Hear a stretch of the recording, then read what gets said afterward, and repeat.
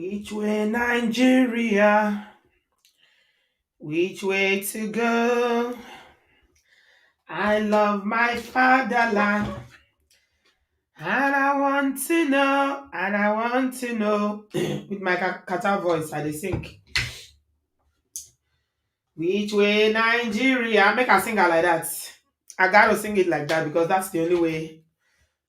That's the only way I know how to this afternoon. Which way, Nigeria? Which way to go? I love my fatherland, and I want to know, and I want to know. Which way, Nigeria, my people? Which way, Nigeria? I'm live on a very, very unusual time today. Hardly ever do I come live, but I have a burden in my heart that I cannot wait. I just cannot wait because I didn't sleep well last night. You guys know how passionate I am about Nigeria. Junior, how are you? Are you in Nigeria currently? Maybe you can help us shed some light because what we are seeing online, I don't know, maybe it's exaggerated or something, or maybe the blogs just like to carry the negative stories and negative news. Because what I am seeing now, it is very, very troubling. Junior, you got to help me. Is this an exaggeration of what is truly happening in Nigeria? Because this is not even funny at all. It's not funny. It's not even something that you want to joke with. You can shed light here. Okay. Because for the, I don't know, I was discussing with a friend just now, and we said, if anybody has said that any government will be worse than, what's his name? Buhari, the sleeping president, the one that spent half of his first tenure in London, I would not believe it. It is not even, it's not something that you can even imagine, or your brain cannot comprehend that there will be anything worse than Buhari's government. 8 years of APC Buhari government in Nigeria, and the suffering that Nigerians had to go through for that eight years period. So that's why I'm saying that this is going to be maybe something that is an exaggeration. Maybe it's not that bad. Maybe it's social media that is making it seem like this. I don't know. I don't know. Because what we are seeing online, and if you live in the diaspora, the only access you have to this information is when your family members tell you what is going on in their own personal experiences of what they are going through, and what you see online on social media. My people, anybody in Nigeria that is here, please, I want you to tell me, is this real? Because I'm seeing people. Yesterday I saw 3 people. They said they fainted because they did not eating. There was a pregnant woman among them. She's not eating for days, and she had fainted. There was a man.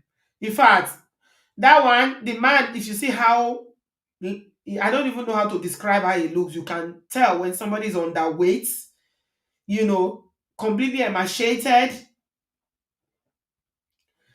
I don't know. What is going on, my people?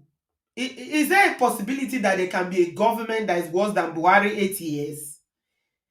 Or am I the only one that is having sleepless nights about Nigeria, that is worrying about Nigeria? And what is going on? There's inflation, unprecedented inflation. There's hunger in the land. Egbami aladugbo. It is that bad now that people cannot feed, they cannot eat. Oh, I'm sorry, guys. If I'm shouting, I'm sorry.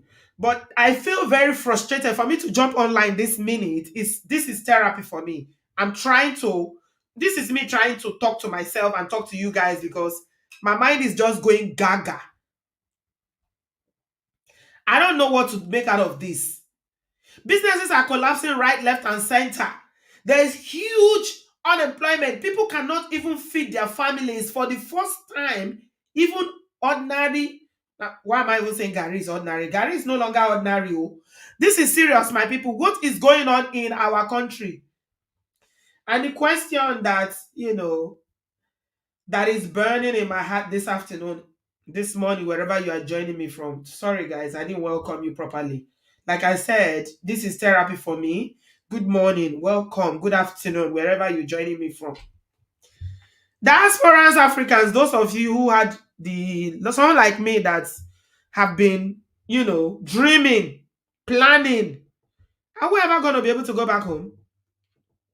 Is this grandeur, delusions of grandeur? Am I just deceiving myself with all this? I can't stay in Obodoyibo when I'm old. I don't like it here. It's cold. I don't like the winter. The isolation is too much. Which way, Nigeria, my people? What is going on in Nigeria?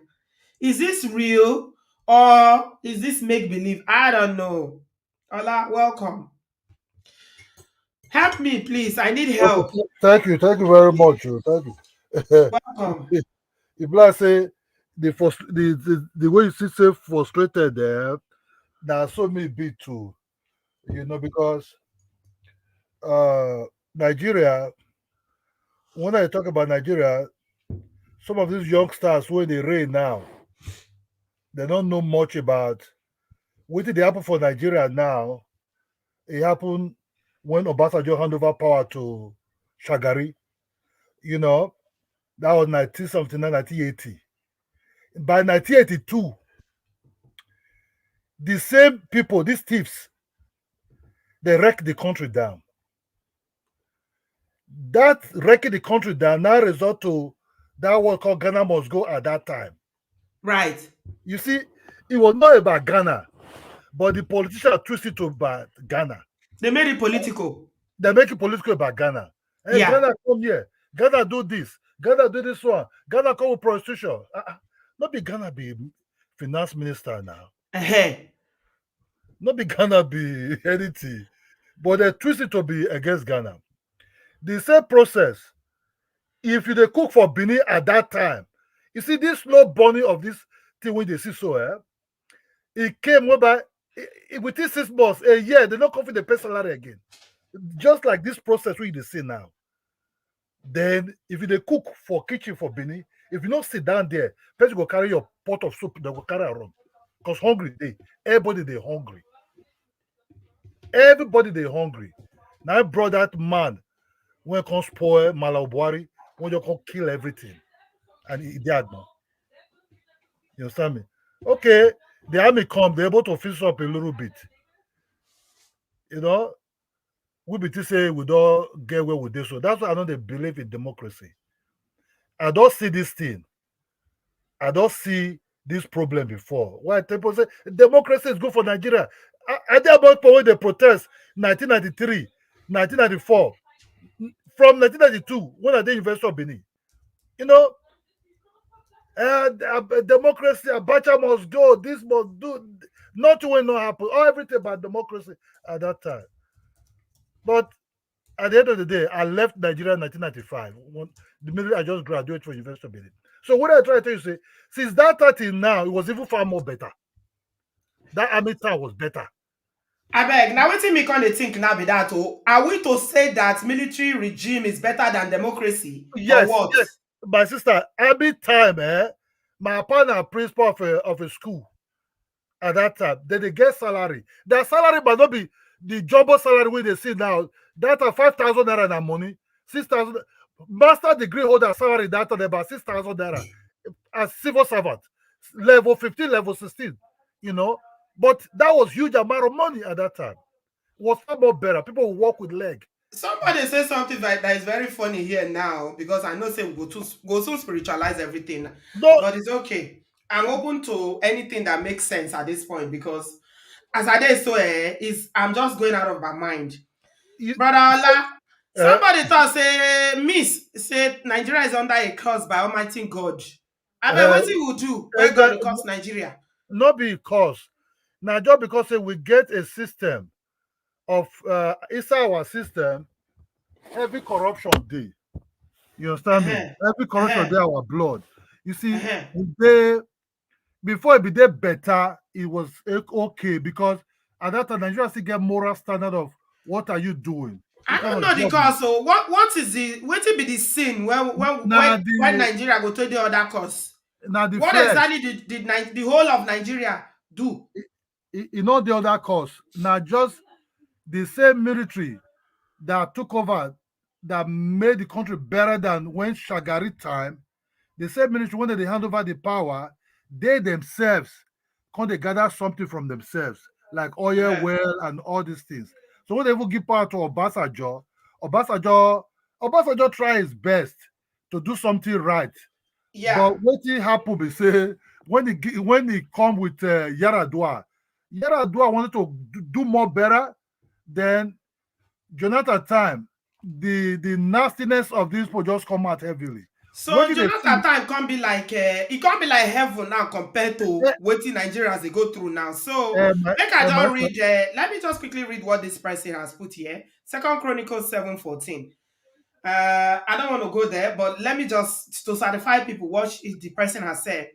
He says that if my people who are called by my name will humble themselves and pray and seek my face and turn from their wicked ways, then I will hear from heaven and I will forgive their sins and I will heal their land. So I don't know whether we know they pray enough. Every street my, corner in Nigeria, there's a church. So my now friend, prayer be the solution. This is what a lot of people have been debating on social you media. see, Is this it church that of we know they pray enough? Is that what you think is responsible for the dollar rate? My people, ladies and gentlemen, brother dollar, please hold on. Because this thing, like I said, my body they pepper me. Do you know how much the pound is today?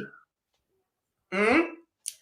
This today, as I wake up, so I dey get updates every day. Eh? And this is a country whereby even ordinary water is imported. Water, they import water. you want to put money So for there. the app that you don't pay any, if you want to use an app where you don't pay any commission, to send £1 today is 2,320 naira.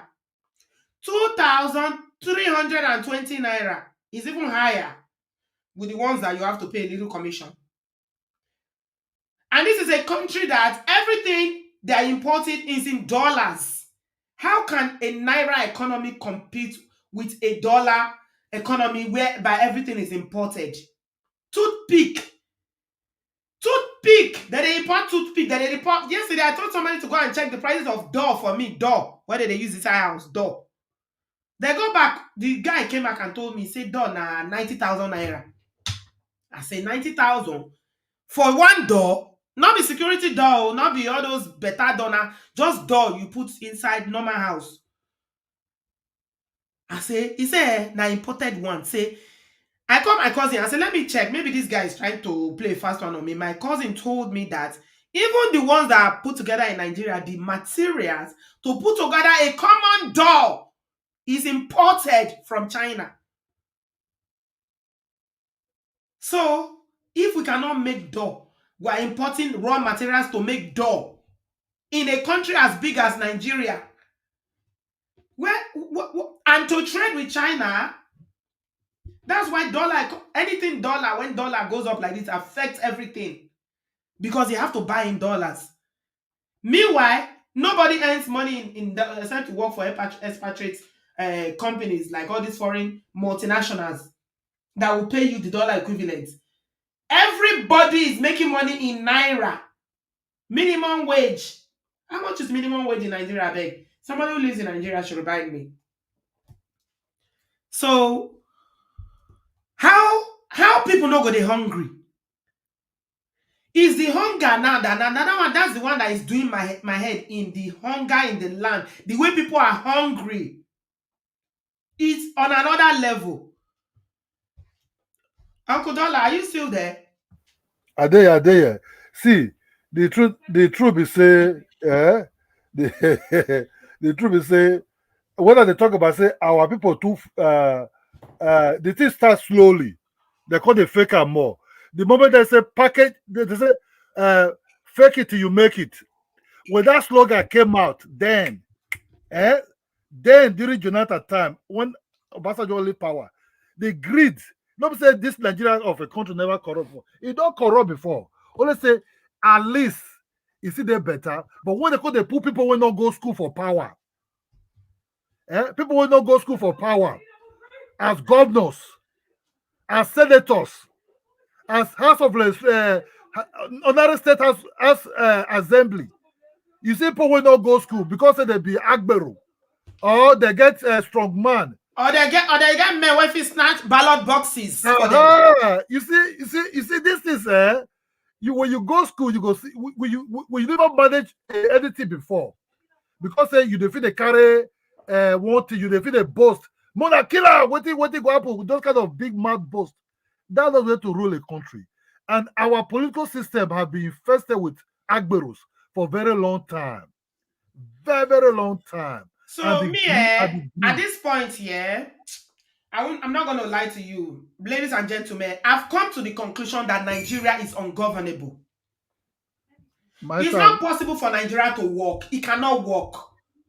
So this country was put together, and because of the constitution that we have, which a lot of people say is the main problem that we have, it's just ungovernable. What do you think, Brother Dollar? You know, it did governable. Now, when the Babacha came in, when the Babangida was there, they run this country well. You get promotion, you get your salary. Nigeria was functioning. Everybody was walking on the street late in the night. Even in Lagos, you can go and eat somewhere around 2, 1 in the night.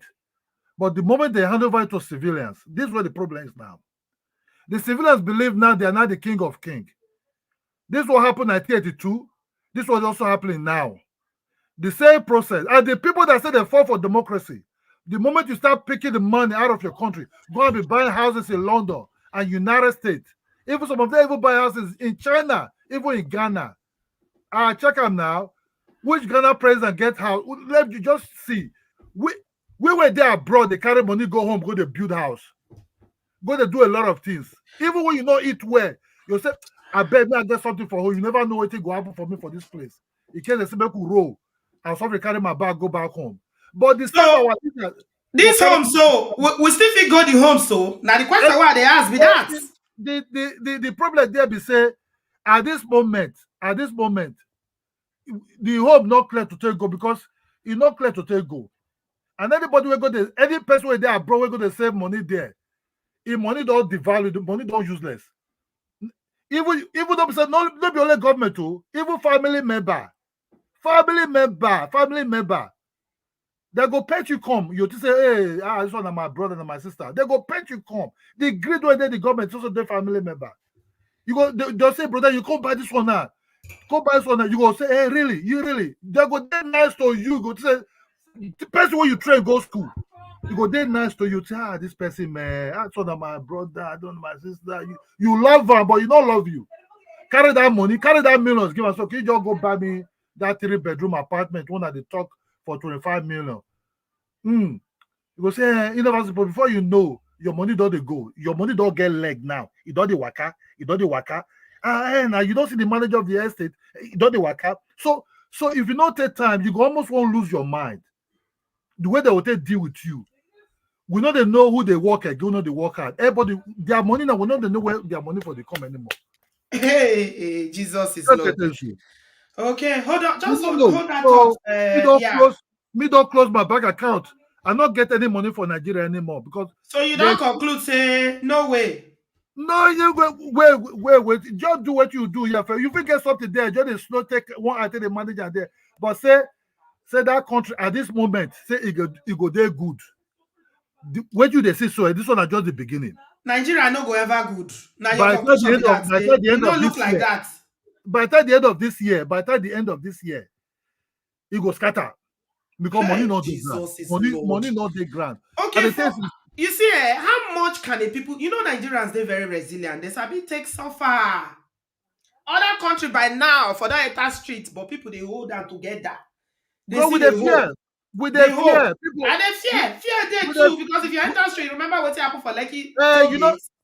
You know why? When that Ubuari come, Ubuari never test this thing. Ubuari said because they now Satanas, now that they protest, so you don't get emotional connection to those Satanas who protest for Lagos and everywhere. So he ordered those soldiers, kill them, because not be Northern brother. No, the Northerners they cry now. They say Igbo now. They say we not there. We suffer there our own now because Igbo people know say this one are just the beginning. It goes scatter. And the time say what happened like too. Those who grow enough there at least when they secondary school or when they primary six or when be 12, 13 years and that know what happen. Say it starts slowly. It starts slowly. By 8 months, 9 months, see wahala. What do they see now? Money not the ground. This was just bunch of eaters. They so eat. They say the country that they own alone. Now that the money don't finish. But I also blame Obasanjo. The Obasanjo they come with this Ubuari man. You understand? Because he don't go hide now. They say they write letter. Make write letter right now. Because when they write letter, now so the Obasanjo just have write letter true. He they write letter. In a letter, I mean answer to everything. When you did well, Sha. When Obasanjo was in government, I was still in Nigeria. You see, he did well. He did well. But leaving the power, let person in power to rule. Now only one person get power to hand over power. Not be election that they do. I mean, something resembling an election, not be real election. He won't control Jonathan. You can write Jonathan say some of your ministers are heavily corrupt. They are buying mansions in London for 10 million, 20 million pounds. Yes, somebody is asking question. Anna is asking question. Why are they blaming Tinubu? He's only been in power for how long? We love to blame people. We love to blame people. Anyway, do you want to, you are accountability prefect, do you want to say something to address what Anna has said? I can address her. I think for me, what I'm seeing is that we need to be united as a people. You're blaming the politicians. Is it not the people that vote the politicians? We are divided by tribe, by ethnicity. We are not united as a people. Nigeria has to rise and be. I don't think Nigeria can ever unite, sadly. Which Auntie B, I don't want negative because that's a self-fulfilling prophecy. If we come from a point of view, I'm telling you the truth. Because I'm coming into this and I'm getting quite emotional. I remember my mom used to tell me that when she grew up in the 50s, Oyibo used to come to Nigeria to study. You had infrastructure, you had water, you had all the infrastructure. How can it doesn't make sense that the past was better than the future? Yes, it doesn't make sense to me at all. As someone that was not born, I was born here, okay. Yes. But what I've realized is that why is it getting worse? And I mean, like I said, it's my opinion, but all I can hear is that we're not united. I don't want to go back to other countries, but someone mentioned Dubai. That country, unity. Let me tell you the issue of unity, honey babe. Yes, I'm sorry to disappoint you. No, I understand, Auntie B. No matter how optimistic you are, yes, you can Auntie do all B. the wishful thinking, yes. You can project it. Nigeria will never. Auntie never B, never. You even say never. Hey. Yes. Am I lying? Jesus. Master, the unity of Nigeria, in the well, way the thing is, what I don't understand. Sorry, sorry, I let you speak, Brother Ola. Sorry, I let you speak. Sorry. No, Brother Ola, speak, please. I'll finish. Speak, please. No, go on. I would like to hear. Say is that what I'm saying is, let me explain it to you so that somebody doesn't hear. We are not here to debate our love for Nigeria or that we don't want Nigeria. Yes. We all love Nigeria. We all love Nigeria, definitely. That is not what we are here to talk about. Yes, Auntie B. The problem is that the way the country was set up, you know how we talk about relationships. It's a federal, if the foundation is wrong. The foundation of Nigeria is wrong. I know, but the thing is, it was based on, like I said, the British left, am I right? But they now decided to have a federal system, which is very confusing to me. But I think having a federal system hasn't helped Nigeria because everybody is doing their own thing. And I think that's where the problem is. And you want to know what is happening with the so-called federal system that we have? Most of the states, I can count a handful of states in Nigeria that can easily or actually generate any kind of income or budget, generate money for their state. You know that the state everything depends on the federal. Yeah, I know, and they're not willing to do. Yeah. For them to pay salaries in a place Hmm. like Ondo State, Ekiti State, Edo Yeah, State, where my mom is from. Yeah. all those states, they have to wait for federal allocation, what But they call if federal yeah, allocation yeah, from allocate the this. money. Where is the money coming from now? Where is the money coming from? The only thing the federal have where they get the money from, that's why they borrow a lot, is the Hmm. so-called crude oil. Where is the crude oil now? I don't understand how the thing. What I don't. Nigeria, hold Yes. on, honey babe. Sorry, Auntie Nigeria will Rose. Yeah. export, they will export crude. Yeah. Crude oil Yes. that is one of the things that God has blessed us. Mineral Yes. resources, right? Yes. Natural Yes. resources, whatever. Yes. Export it to the abroad, to refine it, To and refine then it, import it again. import it back to Nigeria. That's Import it mad. back to Nigeria to Yeah. sell. Yeah. My sir, I beg. You don't see believe country. I totally agree because see, I don't understand how we can have oil and we're still struggling like this. Someone mentioned Dubai and other countries, and my issue is Dubai was 20 years ago desert. I don't understand. And it comes back to unity. I know you're saying I'm naive, but we need to rise together as a people. It And comes really, down to unity, but it also oh, comes down really, to Auntie B, I know I'm visionary sounding leaders. very naive. I really haven't. We have to have unity. I don't understand why we're not united. We hate each other. It's mad. It's Yes. crazy. I don't understand it. So you mentioned Dubai, Let me say Yes, something to Auntie you B. about Dubai. It's one of the places I visit the most. So Yes, Auntie I B. studied and I started reading about their visionary leader. Yeah, the economics of it. Yeah. So the leader that brought them together, these are people that have vision. Nigerian politicians have zero. They don't have any vision for Nigeria. Yeah, but Nigerians are the most educated in the world. You can't say they're stupid. Everything So they're do they doing vote is in the people that yeah. have the education, that have the think tanks and all the people that have the vision? Do you see them doing politics? Nigeria not get vision. Nigeria not to still We come need London. to have a vision because, like I said, we can't blame.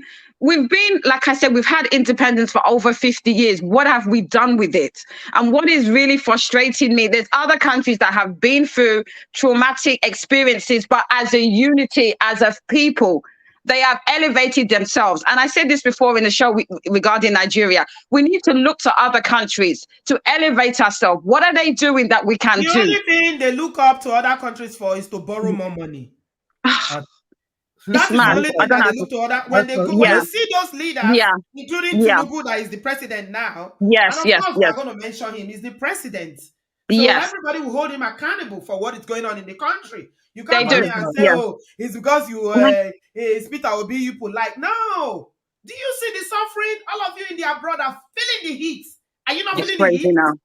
I put in the chat that my mum had a retirement home in Ibadan. She sold it 2 years ago because she was like, there's no point retiring into Nigeria. She sold it. I was quite surprised. And she's retired in the UK. She said, what am I going back to? What am I going back to? The true that's just one example. Nigeria walk is our 70s. Nigeria wow. 70s. What happened is this. When I was a little boy, because I used to take Midwestern bus. It will pick you from one place to the other place. It's like European system. It works they hand over to Ushagari. I still remember everything in this class. My mother used to hold my hands as a little boy.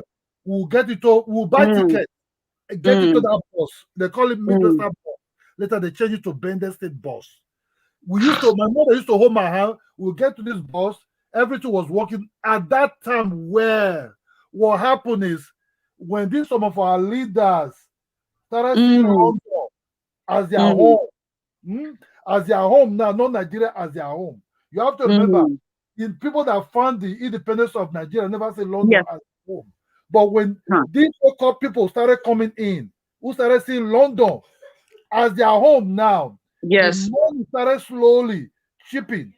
So are you saying are you saying the Japa mentality, the education going to the US, coming to UK, are you saying that is what is affecting Nigeria? Most Nigerians that study in London and United States, who are in power in Nigeria, are the most corrupt leaders we ever seen in Nigeria.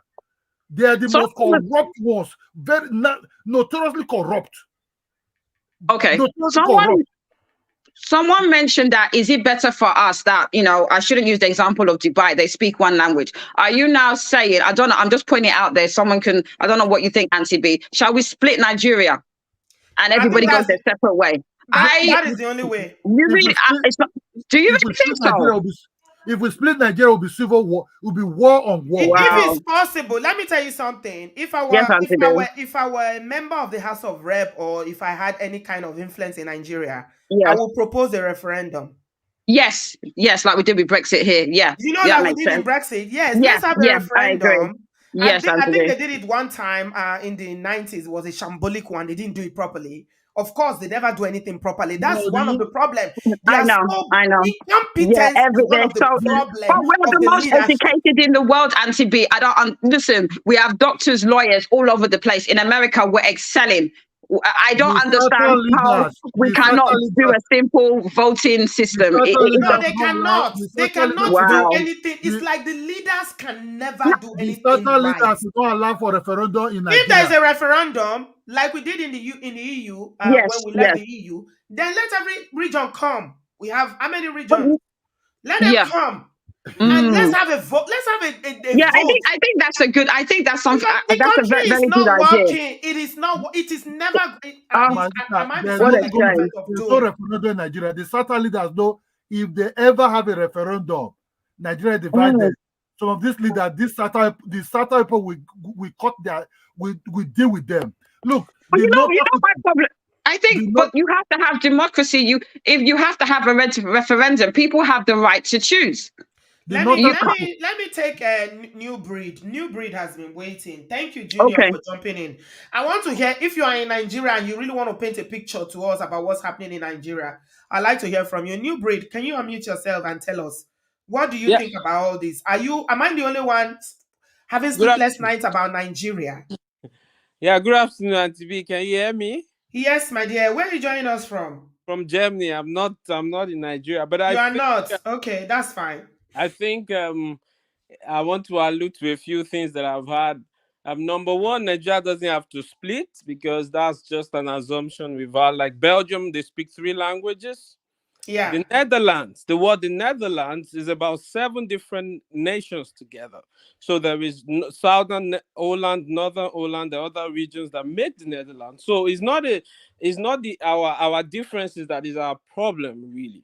So in Germany, there are different regions. So there is the Eastern Germans and there is the Northern Germans where I live, and they are the Bavarians. They are not the same people. The language is almost the same, almost 99.9, but they are really still not the same people. They have technically different food as well. So it's really not the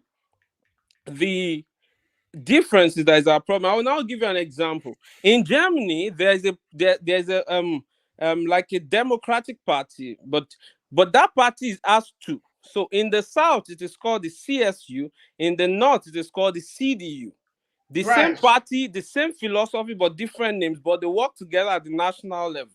So the problem with Nigeria is actually you and I. Number one, all of us have one person somewhere working, that's taking money and is not doing his job. That's number one. Number two is that the issue of Nigeria will not go away until we have a legislative arm that is ready to work. Yeah.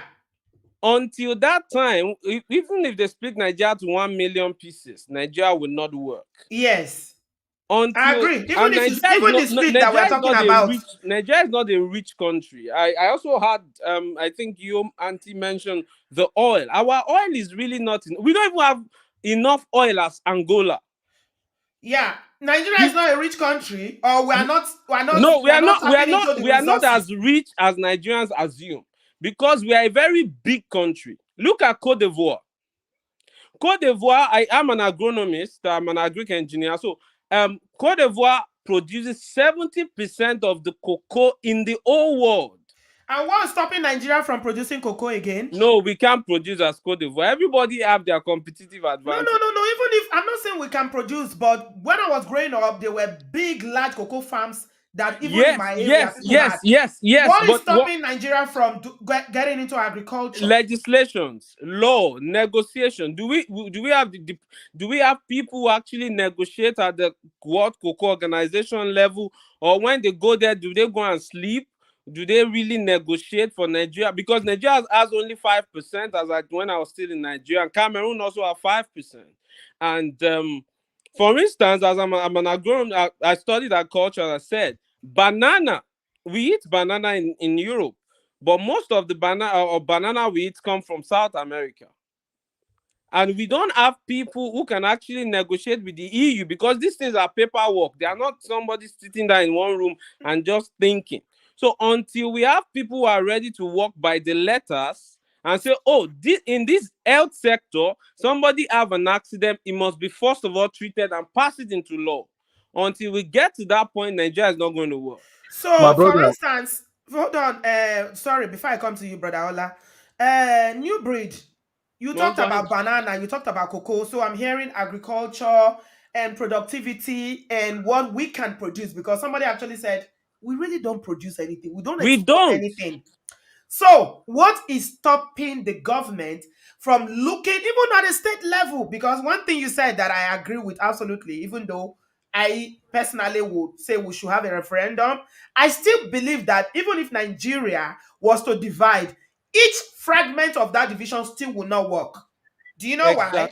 Because it's the same people. So they will have the same mentality. And Brother Ola is always big about, for instance, mindset. Mindset, yeah. Everybody will go there for their own national cake. That's what they call it. Okay? So you are saying agriculture, growing things, growing food. Let me tell you something. The region of Nigeria that grows the highest number of food in Nigeria that I know, correct me if I'm wrong, is the north. What is, do we not have land? Why is it that people are not growing food? Banana. The Niger Delta area is a what they call it? There's water all across. Banana needs a lot of water to grow, whatever. Why are people not growing banana? Why don't they have banana plantation? There's a path of working. I mean, I work, and I'm a farmer and I produce. There's a part of marketing. That job is majorly a governmental work. The government has to negotiate with somebody who is going to buy the product. If I go to the market and I produce everything, and let me give you this example with cocoa. If you have 10 cocoa farmers and there's a disease outbreak, none of them have the capacity to solve that problem. That's where government comes in. So government we must have laws that back up all these things. In Australia, my mother went to Australia to visit my sister, and she was crying at the airport because they didn't allow her to carry her tomato into the country, because it said she will bring diseases. Those are legislations, and those are things that the government must do. And it's not, I don't want. We don't even have enough for consumption within Nigeria. You are talking about exporting now, which, no, just marketing. The government can have a central market or this supermarket system, and different kinds of things. That's the only way we can produce jobs. For instance, rubber. We don't even have people who produce Dunlop. My brother, this English of what? Look, this English of a thing, because sometimes that's why I like going on broken in, because Nigeria, we can try that one too. Hold on. You see, Nigeria is the most corrupt leaders. Nigeria country, their leaders are the most corrupt leaders in the country. Everything will work in Nigeria. Sir, can I stop you, sir? Who are the leaders? Are you talking about the executive? Hold on. It's not just the leaders. You see, when you cut down the cost of governances of that country, whereby legislation is buying cars for about 140 million just for a car for them to use. Check when Babangida and Abacha was in power. You must have to write only Pijot. Then things were working very well. The oil is enough to take care of our people. The problem No, sir. Hold on. Where you talk is not enough. How did that woman in UK stole $9 billion? Is that not the state money? Yes, money? The petroleum money. Petroleum minister. Is that not the petroleum money? In Germany where you are there, in Germany where you are, when a politician have just ordinary package shirt of about $10,000, even $3,000. I know things are very cheap in Germany. You can buy a jeans in Germany for $5 even. Then your politicians, they have shirt of about $1,005. I think there must be questions. So But let in me say Nigeria, this. Let me say this before I come back to you, Junior. I'm going to come to you in a minute, brother Ola. Let me say this to you. You see how we are saying that the government in Nigeria is very corrupt. The government in Nigeria is very corrupt. I hate to break it to you, but the average Nigerian is Average corrupt. Nigeria, exactly. Because you know the ones that are yet to be in government. I know, yeah, we have to hold our leaders accountable. But have you ever done business in Nigeria? Have you tried to get any file into any office in Nigeria from the gates? That's why let's not. It's a culture of corruption and incompetence. Can I Trad can I board. say can I say something, Auntie B? There has to be a unity of purpose. Someone actually said what I was trying to say before. We have to get to the stage where everyone is so frustrated that we will eventually come together collectively to try and make Nigeria work. Other countries have done it. We don't have any pride in our country at all because we're all about self. We're very individualistic and we don't come together collectively. And I think if we come together collectively with a will and a purpose to make Nigeria better, then things will change. There's other countries that have been through historic issues that have come together collectively and been able to elevate their country in 20 years, 10 years, 30 years. And that's the problem. We are too individualistic. We are too selfish as individuals that we don't come together collectively. And that's why you have issues. Until we forget about I and think about we, Nigeria will not change. So the average Nigerian thinks about me. Yes, exactly. I. And this has got exactly. nothing to do with. This has got nothing to do with. We are okay. So let me explain it to you. The systems in Nigeria that work against us, because I hear what you are saying, honey babe. You're talking about collective vision, collective. Yes. It sounds very Yes. sweet. It sounds very nice. Yeah. Honestly, I love it. But let me tell you how the average Nigerian thinks. On a national level, it is you are Igbo first, and I'm Yoruba. You are and Igbo that's first, the problem. and I'm That's the Hausa. problem. Ethnic lines, number one. On that national level as well, you talk of religion. You are a Muslim, I'm a Christian. Yes. When it comes to the state level, different ethnic groups. You are Edo, I am Esan. You know, within the state level. So that's why I'm telling you that, you know what New Bread was saying, that even if, you know, by some magic or miracle that Nigeria happens to have the referendum and we say, okay, let everybody go their own way. Go and see what the state government are doing. The same corruption in the federal is replicated. It is replicated in the state level, in the state legislation, in the local government level. Right. And this is because it's I. This is the problem. We're selfish as individuals. We are Nigerians. We should be Nigerians first and tribe later. No, we're not just selfish, honey babe. We are greedy. That's the word. Isn't that being selfish, Auntie B? I equate that to being selfish as well. Yeah, it's greed. It's greed. Yeah, so if I'm allowed to speak. Yes, thank you, my dear. Right. So hello everyone, by the way. Welcome. Well, hello. I'm all heated here. Right. So I run a business here in Nigeria, right? And I travel to the north, the south, the east. I live in Lagos, and I hear a lot of the let's break up, let's break up, let's break up. My Igbo brothers, I'm just picking up each tribe. So Igbos first. I'm in the east a lot, and when I hear let's break up, let's let the east have their own country and all that good stuff. When I go to the east is not that, things are not that great. Okay, so when we hear let's break up, well, we form our own country, or we have Odudua, we have Biafra, that's not gonna work, because the leaders there, I'm gonna come to the people in a minute, but I'm gonna talk about the leaders first. The leaders are not doing anything for the people. Before you break up, you have to have proper leaders that are showing what the example of what the new country is going to look like, right? Does that make sense? So if you want an Eastern country, that you want to make a Nigerian Biafra, you want to make an Oduduwa state or whatever, well, there has to be leaders that are running that and making things better for their people first before you can divide the country. Goes back to the local government, goes back to the state government. I was in Enugu about a month ago, and things are like the roads are horrible. The bridges, there was a bridge that collapsed and has been collapsed for like a few weeks before that, coming from the airport.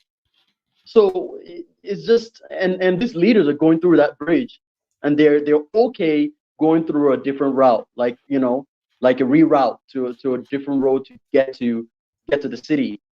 And so basically what I'm saying is that the whole divide thing, that's not going to work, because if it's going to work, the local governments, the state governments, the tribes, they would have fixed what they need to fix. They would have taken care of the people first. So that's that for that. So the divide thing, I don't see it happening. I don't see it working. If you divide it, people are still going to suffer, because those leaders from those different tribes are still going to be stealing from their people. So let's leave that there.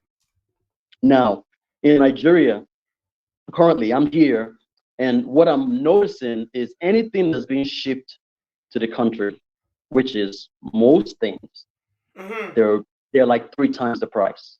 When I mean 3 times the price, 3 times, actually, yeah, almost 3 times the price. Because today, I wanted to get like a office official car for the office. I'll say about 2 months, 3 was just February now, so about October. That same car was about 20 million. Do you know how much that car is today? Hey, bro, do you know how much that car is today? 70 million.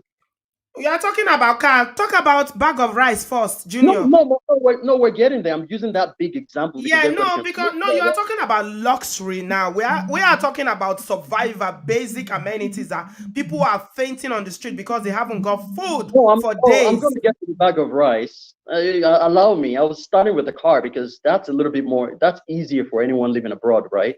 To calculate the numbers. Bag of beans. I bought bag of beans.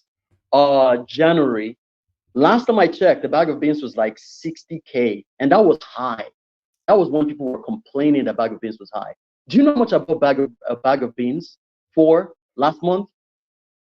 149K. So I was just going there. I was going from the car to food because people can relate to the car because you guys live overseas, right? 149K. Do you know how much the average salary is in Nigeria? 30 to 40K. An average salary. So let's say you have a man, a couple, they're making 80K. They can't afford a bag of rice. Do you guys understand what that means? It means your driver can rob you, your cook can rob you. It's going to go down to all these leaders, all these rich people living here. So it's going to affect everyone. So now everybody has to look over their back. Well, here's the problem. You have people like the governor. I'm not really, I don't know what happened to the governor of Ondo State, but I'm just giving you guys just stats and helping you guys kind of connect to the dots. You have a guy like the governor of Ondo State that was buried today, right? Rest in peace. This guy had enough allocation to have a hospital in Ondo State. He had to fly to Germany to get treatment. He still died. Let me tell you something. Nigerians themselves and the leaders, which the leaders come from the people, right? They're so selfish that they can't even set up a hospital to treat themselves, which benefits others, right? Yeah. So They if would I'm rather a use the government, money to build estates and build no, they hotels rather and use the build money to buy. No, they rather use the money to buy a house abroad. somewhere in London, in Paris. Yeah, Okay, abroad. Yeah, because yeah. if they use the money to build a house in Nigeria, right? Even maybe the upper middle class can still afford to buy the house, right? They're not even doing a lot of that anymore.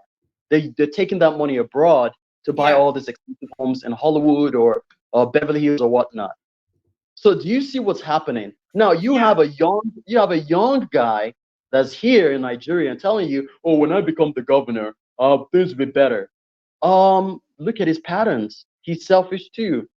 He's No, asking what you. actually, I haven't actually seen anyone that. The most people will say when I get there, I'm gonna take my own share. Oh well, That is the mindset of the average Nigerian youth that wants to be in politics. I'm gonna right. get my own share. It's divide and share. It's national cake. Everybody takes their own. So is it me that wants to fix the problem of Nigeria? No, may I remind you that this is a very religious country. Very, Just in, extremely. just just in case you guys forgot about that. May I remind you that I have older parents. My parents are late 70s, 80s. May I remind you, a lot of our parents are also corrupt as well.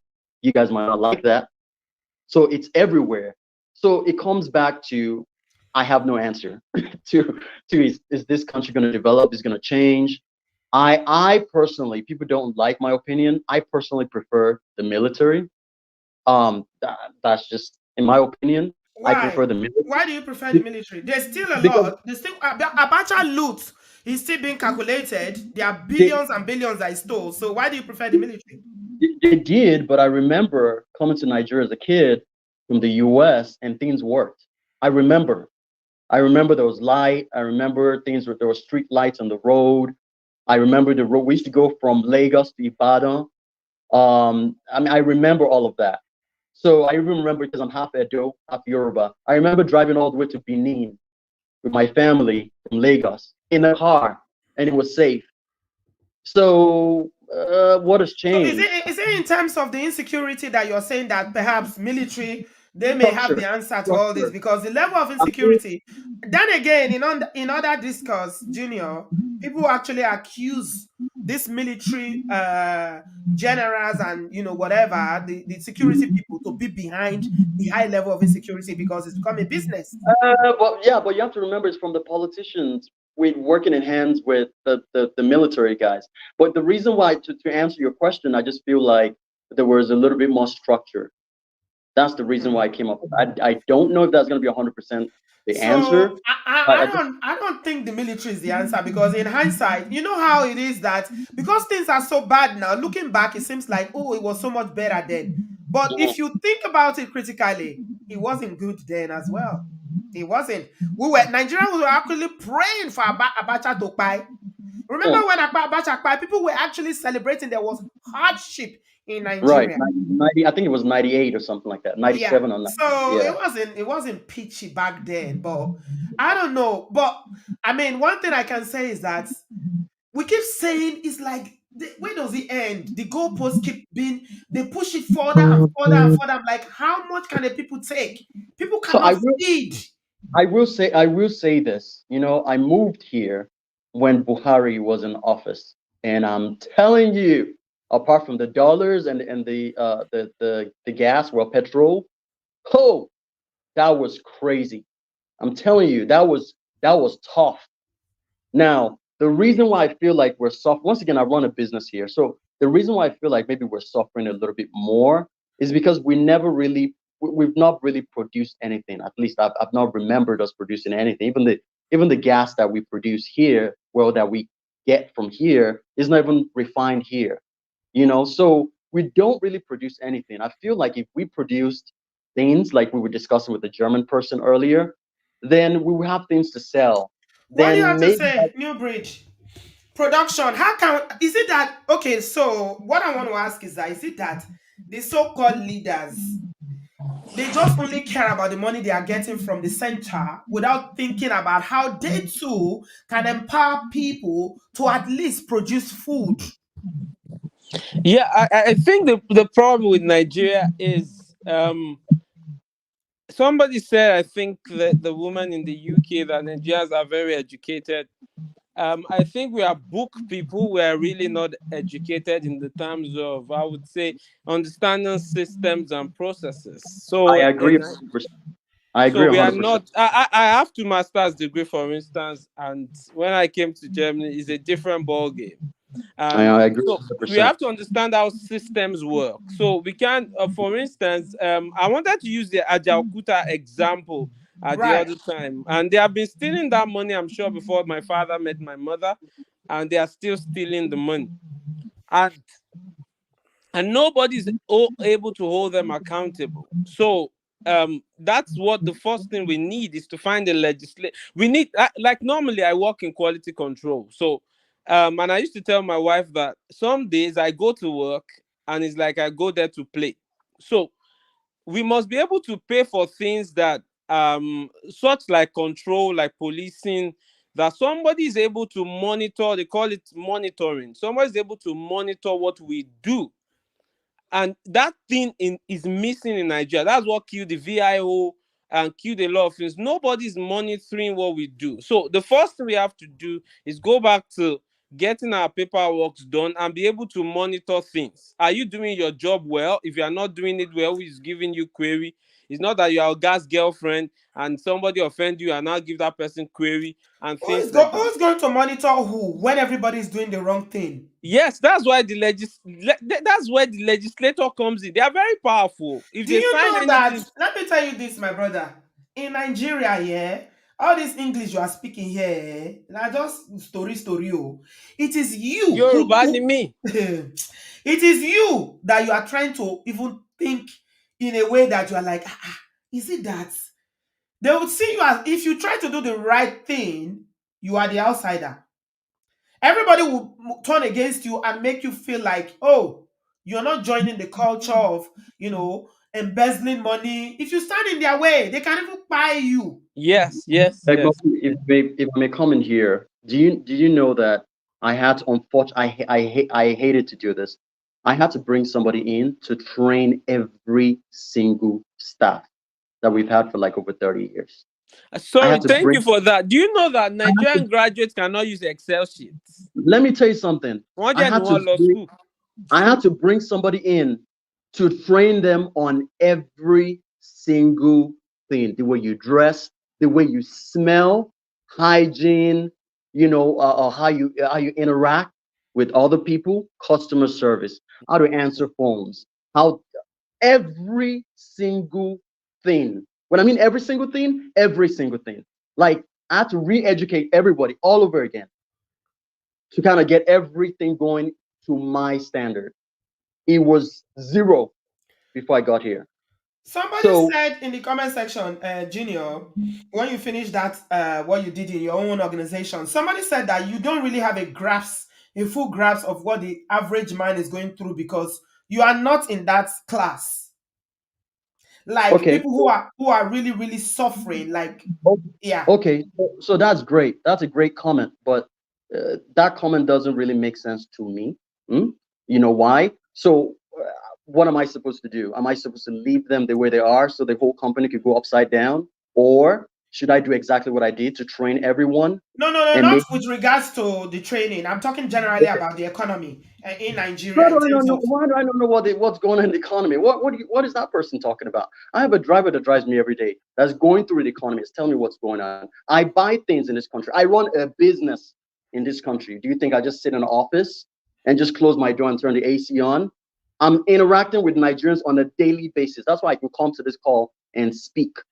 The only change I can make that's effective, that's very quick and effective, is make sure the pay where what I'm in my business is up to par, where people can feed themselves. See what bonuses we can give, incentives we can give people if they're doing their jobs really good, like the way I've been trained overseas. So that's all I can do. I can't fix the whole country. So No, if you you if can't. Of course not. so if somebody makes a comment like that, what am I supposed to do, to turn my AC on and be finding myself in the heat? No, I'm going to keep doing what I'm I saw doing a and video. It's funny that you mentioned this about heat. I saw a video when this guy was like, actually, I should play it. I think we need a comic break. I should play that video. I think I saw it on Adiola's page. When this person packed their load and said, you know what, I'm going back to Nigeria. right. Tinubu said that diasporans should get ready. One of Tinubu's assistant or minister, whatever he calls himself, said that diasporans should come home. So he packed his bags and said he was going back to Nigeria. So let me just share it with you guys. This is just it's crazy what is going on now. Auntie B. Sorry. Hello? Okay. Yeah, I can hear you, my dear. Go ahead. Yeah, I Yeah. wanted to go back to monitoring and control. I've Yeah. seen 2 messages now or comments, sorry, that says they studied computer science and never touched the computer. Oh The my money to God. buy that computer is there. Somebody Uh-huh. paid the money out of the federal government purse. Uh-huh. 100, Somebody stole that money. 100%. Who is controlling what people do in Yeah. Nigeria? Where are the checks and balances? Yeah, Where? thank you for the word. That's Who a is better going word. to check Where are the checks and anybody? balances? Checks and balances for who? When the lawmaker, you're talking about having the systems and having the laws, legislation in place and everything, but no breed. My Eh, brother. Bambi, The people that make the law are the ones that break the law the most. let No, me throw if they have something. the law, we are going to kill them now. If you say Let me let, let if me you throw steal more than You're hundred gonna do thousand, like what's that? We don't use that word here. You have to give me super chat before you okay, go. we are So going if to like fight them. video means see, so you have to give me $50 super chat before you leave. Shebi, you have money. You are a big boy. Emma What am Bino, I gonna say? Who is that Ghanaian president that buy Rollins, or Rollins. Rollins? We are going to Bambi, buy That's the them. Ghanaian president that The died. Ghanaian Rollins, president that wasn't buy all the corrupt it? Yeah, he did. presidents. Bambi, let me throw something there before you play your video. 2 years ago when I moved here, I did a whole, because a lot of people were late and all that good stuff. So I created a whole time card thing like we have in Europe or in the US. Do you know I had 10 people that quit the same day we implemented that? 10 people quit just because we're trying to make them be accountable for their time of coming in. So what I'm trying to tell you is that the mindset is the biggest part. And I think it goes back to what the German guy was talking about is we need a lot of checks and balances, forced checks and balances to kind of start putting things in place because you can create laws. There's a lot of laws here in Nigeria that doesn't really work because no one is really checking them. Yeah. And the lawmakers themselves are breaking those laws. Do you understand what I'm saying? So if Yeah. I tell people you need to be there at 8 a.m., I'm there at 7:30. Not because because I'm trying to see who's gonna be late. Yeah. I'm there at 7:30. So now you can't not show up at 8 because you know I'm Yeah. gonna be there. And I'm Yeah. always there.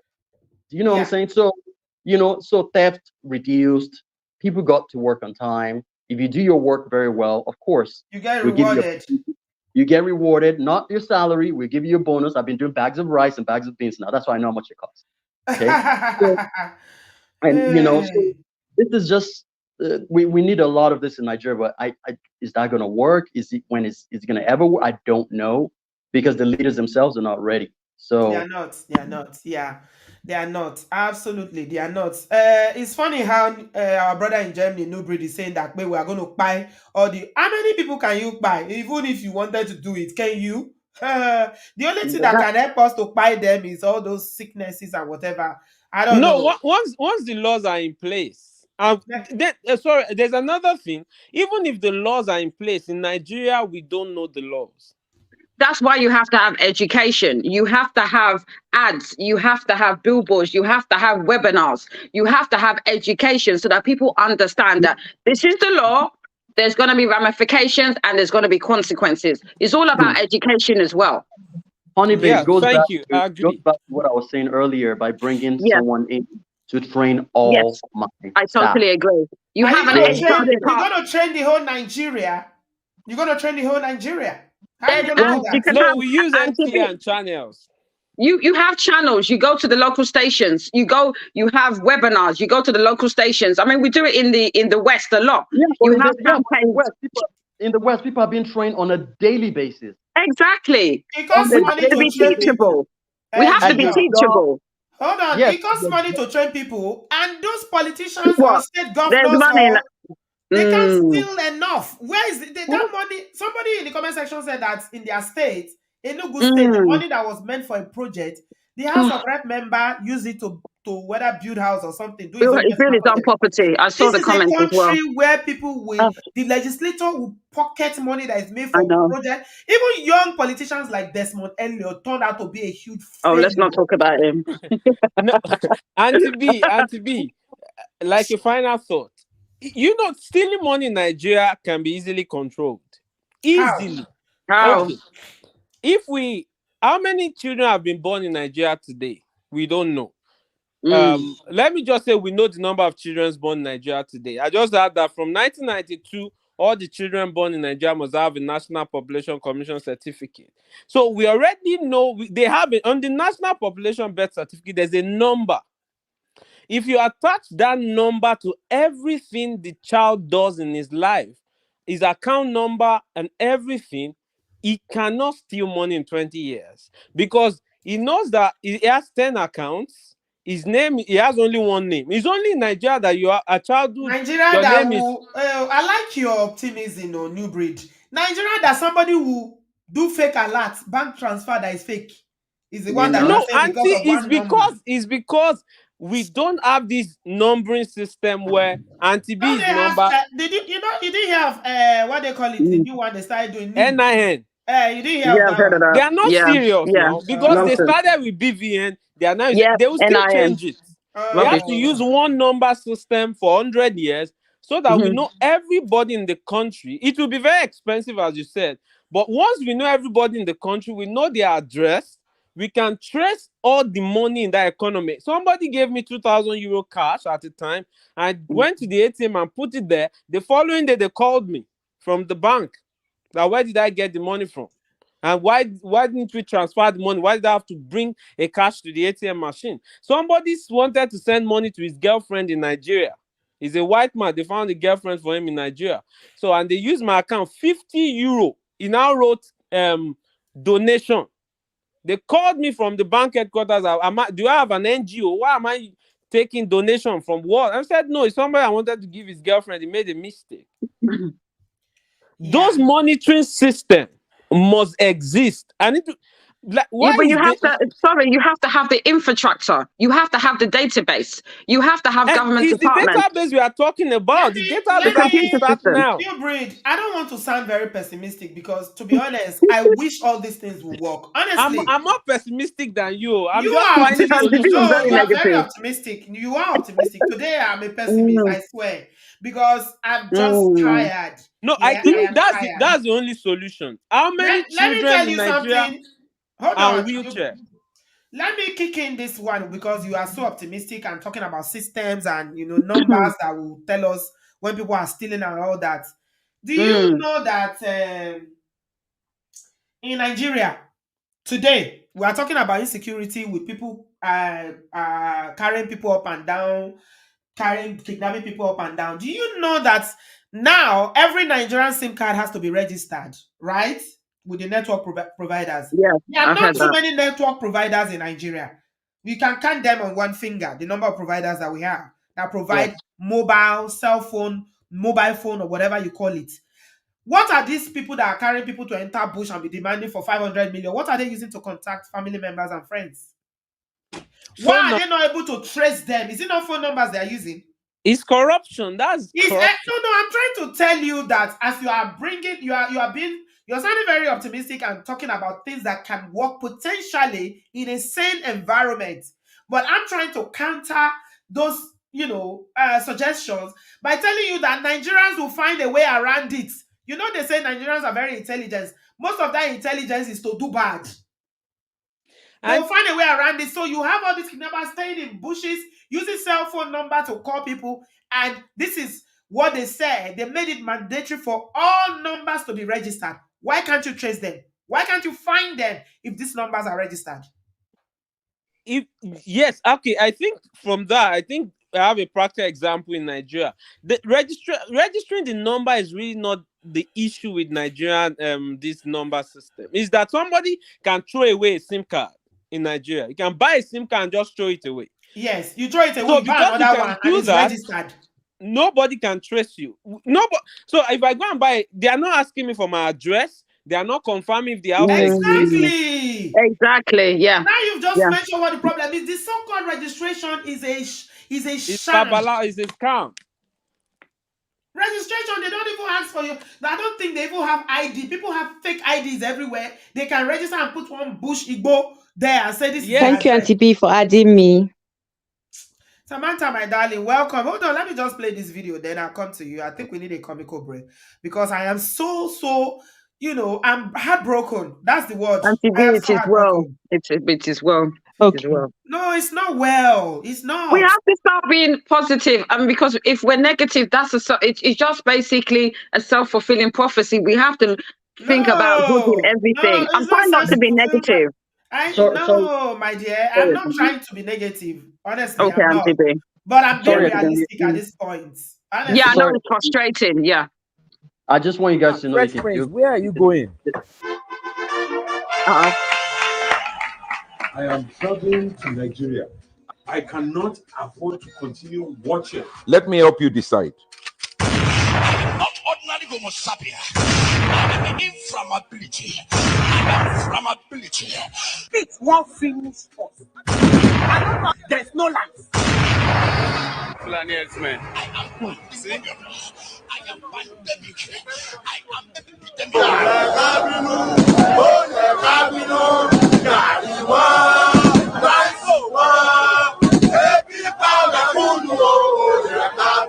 Have mercy on us.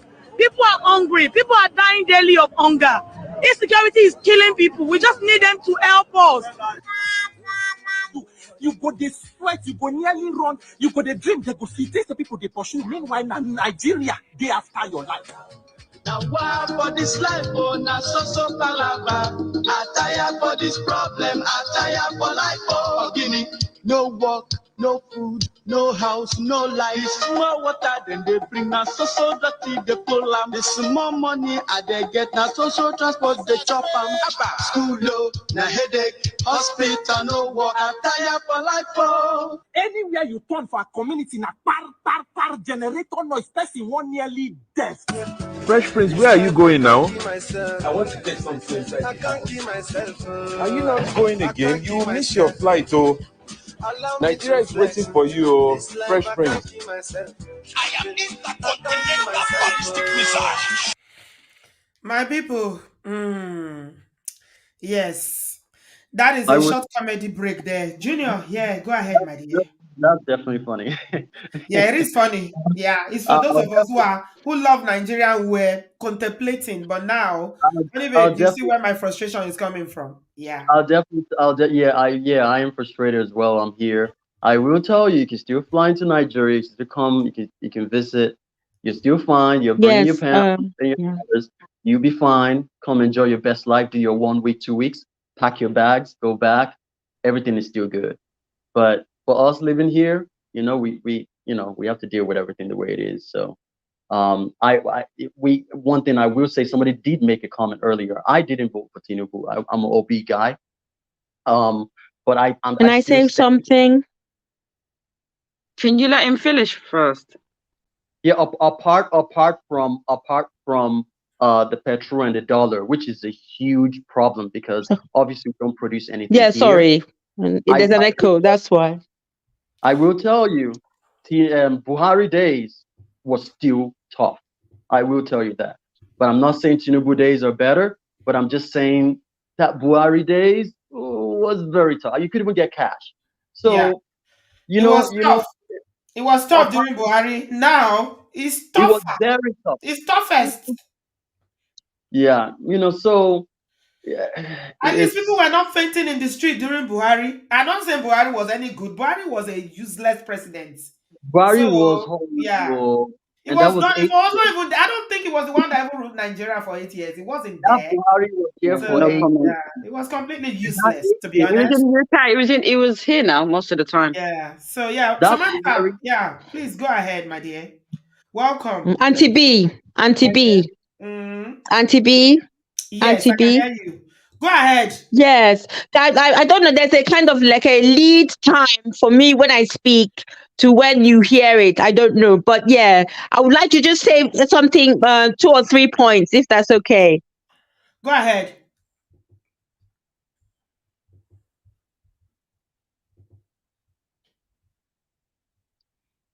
My name is Samantha, and I live in the United Kingdom. My father is from East Nigeria. We're Nigerian, and my mom is from West Indies. Go ahead, Samantha. We can hear you. Just go ahead, please. This is the first time I've done this at all in my life, and I appreciate your show so much. Okay.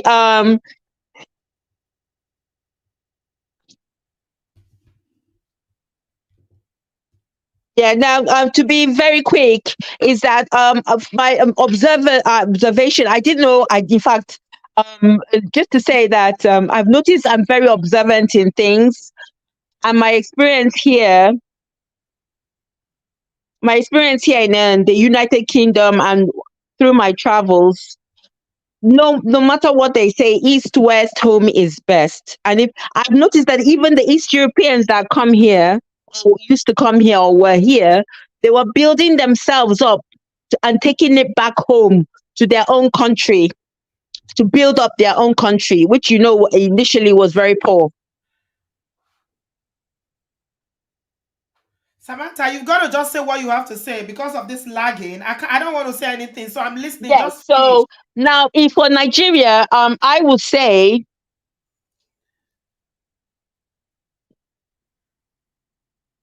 okay, thank you. Now, for what I want to say briefly is that there are other countries, successful countries that are in this same condition as ours, especially in Asia. Those successful countries that have many tribes, many castes, and many different deviation or different cultures that come together. We should look at these successful countries. If there's any such a country, I can't name any at the moment, but if there's any such a country, we should look to them to see how they overcome this. We are intelligent. We're brilliant. We're not only intelligent. We're intelligent, and brilliant. Okay. Thank you very much, Samantha. Unfortunately, your connection doesn't want you to be great today, but I get your point. Yeah. Ilela Bosimioko, that's what Yoruba says. Everybody, most people, not everybody, but most people, especially someone like me, I'm a Nigerian through and through. I love my country. I've always said it here. I don't see myself living here in my old age. I want to go back to my country. I want to be in the sun. Nigeria is such a fantastic place. You can't, there's just the atmosphere, the love, the, community, everything is there. Fresh food. I don't know if the food will be left by the time we go, if we are able to go. So the question I'm asking is, are we going to be able to go? But Allah already said that he's closed his mind. But Allah, you've made up your mind to remain in there. Those are don't. I still like to go back there. But what you see them is say the people, even inside your family member, the problem not just by the government. The problem also is a family member, because when those people do you something, you will regret even say you know them. The ones who even sent you to school will pet you. Say, brother, one apartment they made a sell. You say, really? Say yes. You go, they're nice to you. Then you go give her the money put for your hand. You say the love what you get for her, now you get back for you. Before you know, wait a minute, I don't experience this thing. I God always save me. I'm on 25 million. You give up. No money you borrow, work hard, get there now. The excuse. Take a year before I'm able to get my money back. I see hell. My friend the other day, they gist me. Since when she did this country, all her investment in Nigeria. I dey tell her, I say, invest for here, because Nigeria, now one leg, person today. In fact, not be one leg, now one, 2 finger, 3 or 3 finger, that you take stand for Nigeria. No put all your investment for Nigeria. She will say, Nigeria. This one, I mama. In mama. They go chop up. Every damn thing this girl has worked all her life. And I'm talking about staying in the abroad for over 25 years. Now land, now house they say build, everything a lie. They sold everything, all her money. Where is she going to start from? Where should they tell me she was crying? Wow. They're not even build for us. They just chop the money. If you see what I said I build for her, man, it be like I don't even know what to talk. And on top of another person land. So me just close my account there. I don't get account there anymore. I don't get my own name say, if I go there, I see you, you see me. How are you? Good. I don't get that. I say because I know they get old. I'll suffer for them for all these years. Yeah. You know, but the people you suffer for, that's why I said Nigeria problem, not just these are greedy leaders. It's Yeah. a person, mama know where Yeah. they Now carry make I give money. you that example. So when they talk of leaders, it is sweet because it's always easy to point accusing fingers. But I'm talking about who is the closest person to you in your life, not be your mama. Mother, your own mother can do this. So the problem, now individuals. People are only being saying are selfish. Me, I say na greed. Whatever terminology you want to use, our people, most of them not good. They're not good. As if you see, mama, your own mama gonna tell you, say, you too even in hurry. What you want to take the money do now, self? Wait for the bit, just look for better thing for you. You're too in hurry. You say, but this money, no, you're too in hurry. Even they fight you for your own money because they when they there together, they say they be. You know how many people they don't buy because of money? Because inheritance. Because of Inheritance. inheritance. Oh. You have to be very careful there. Nigerian are funny Yeah. place. Our people are very corrupt. Their mindset is something else. I don't know why, but the leaders the leaders also don't make it great. You can see their refreshment The is 3 people are billion from naira. the leaders. The leaders but are a reflection of the people. this is what I want to say. This, your Where the baby. leaders come from? Cameroon be our leaders. Are they Cameroonians or they are from Togo? Are they not Nigerians? Family member now. The extended family What you member. see in leadership is a reflection of the It's society a reflection and of the the people. people. It's simple. You're If shaped by okay, Buhari shaped no by good. your Tinubu environment. come, it's the same. Before Tinubu, Jonathan no good. It's the same group of people. Exactly, because it's the mindset, and when when you have a mindset, it grows with the people. You are not born a politician. You started off as a child. Your experience, the people around you, it will influence the way you think.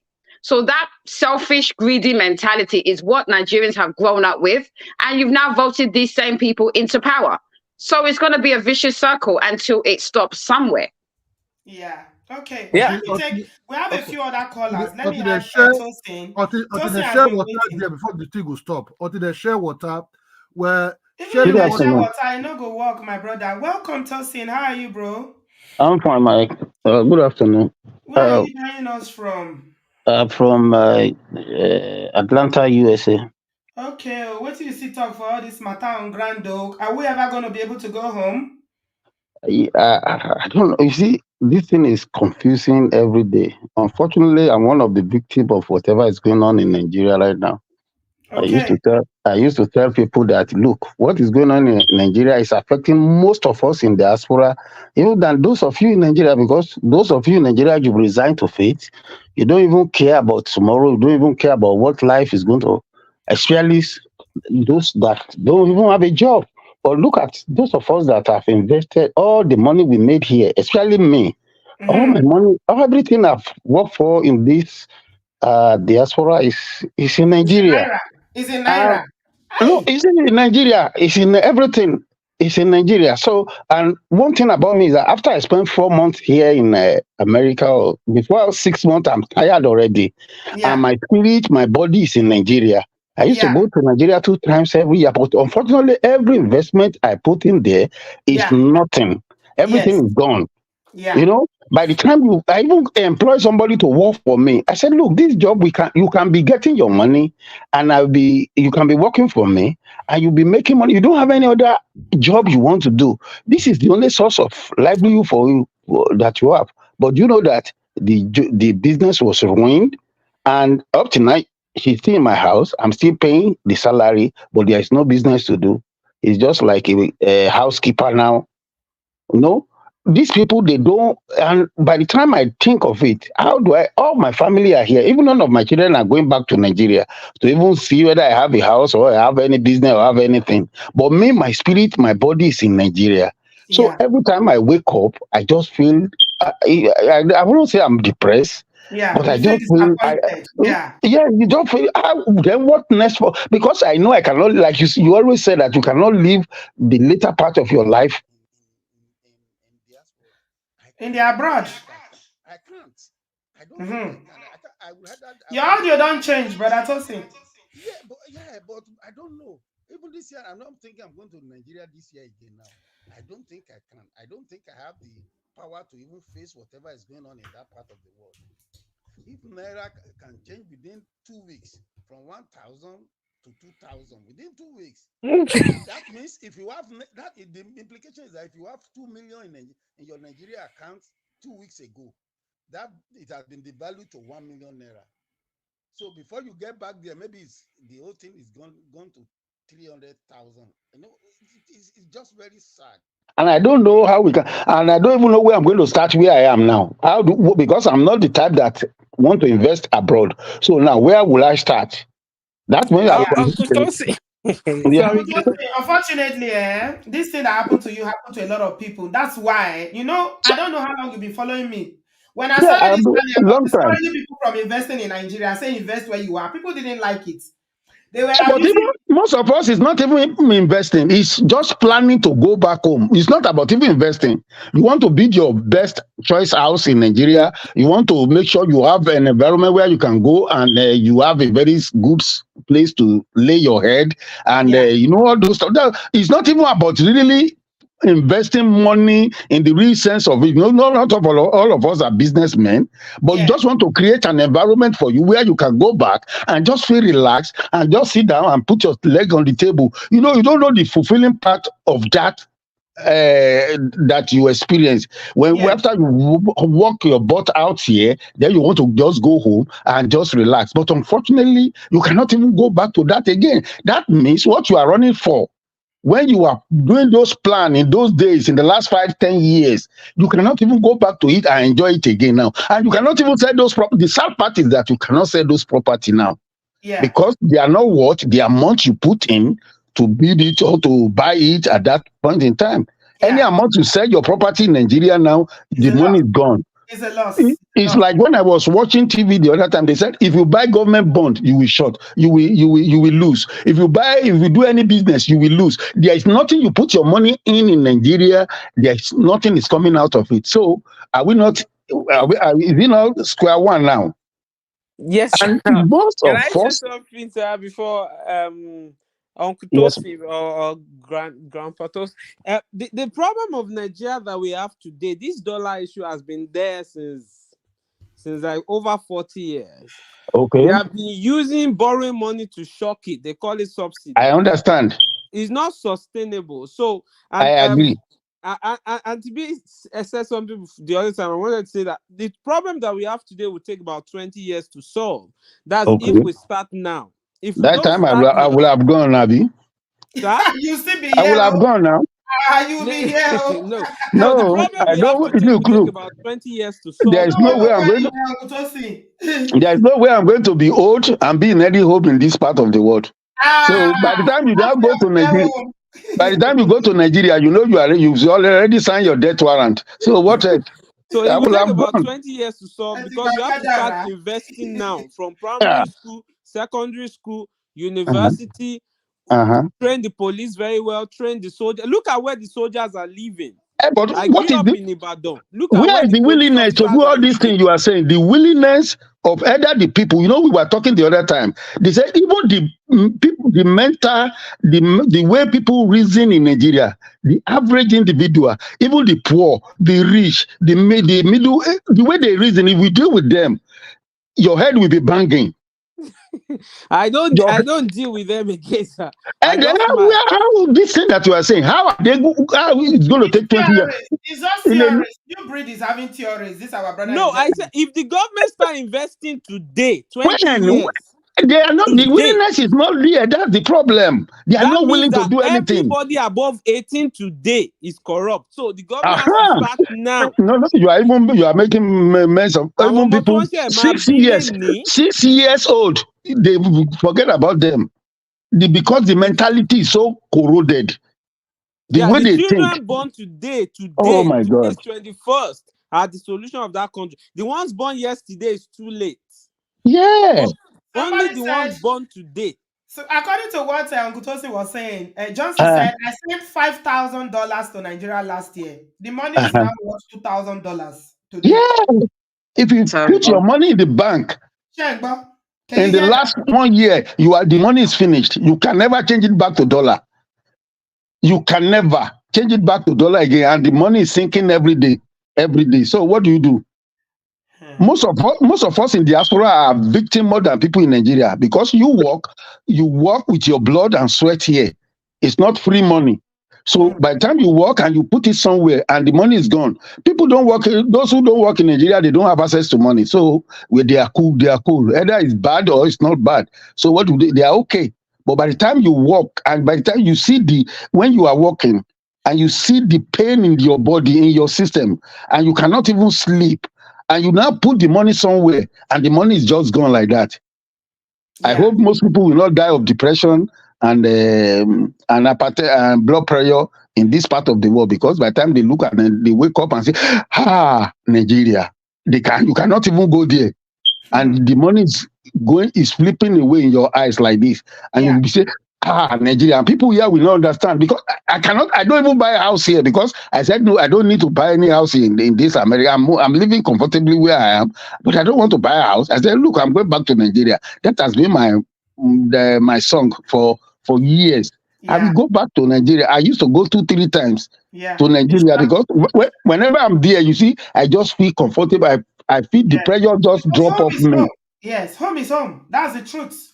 If you have blood pressure when you go willingly to Nigeria, your blood pressure will come down till you come back to this part of the world. It's true. Even when so now that option is not there again to go.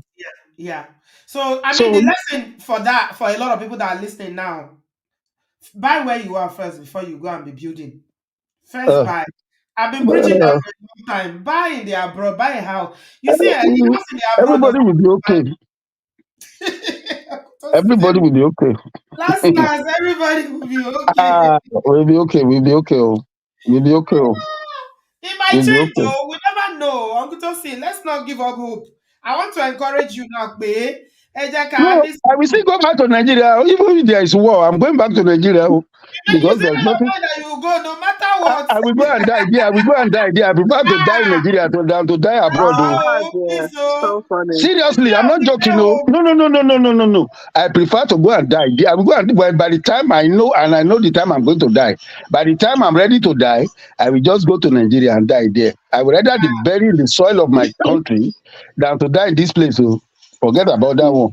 Is that the fear of care home has hooked you that you want No, it's not about care home. I have my kids here, they are doing good.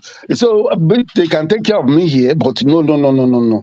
I cannot even, I think in my grave I'll be turning. If they bury me in this place, I'll be turning. Seriously. Yes, ma'am. When somebody has gone, it doesn't matter where they put you. No. Some of us it matters. Some of us, Auntie B, you don't know that. Some of us, we know afterlife. Auntie B. Auntie B, let me tell you. This is my second time of coming to this world. Really? I'm serious. I am the father of my mother. I'm not joking. I am the father of my mother. Okay. And I came back, and let me tell you, because look, don't let us dismiss this thing.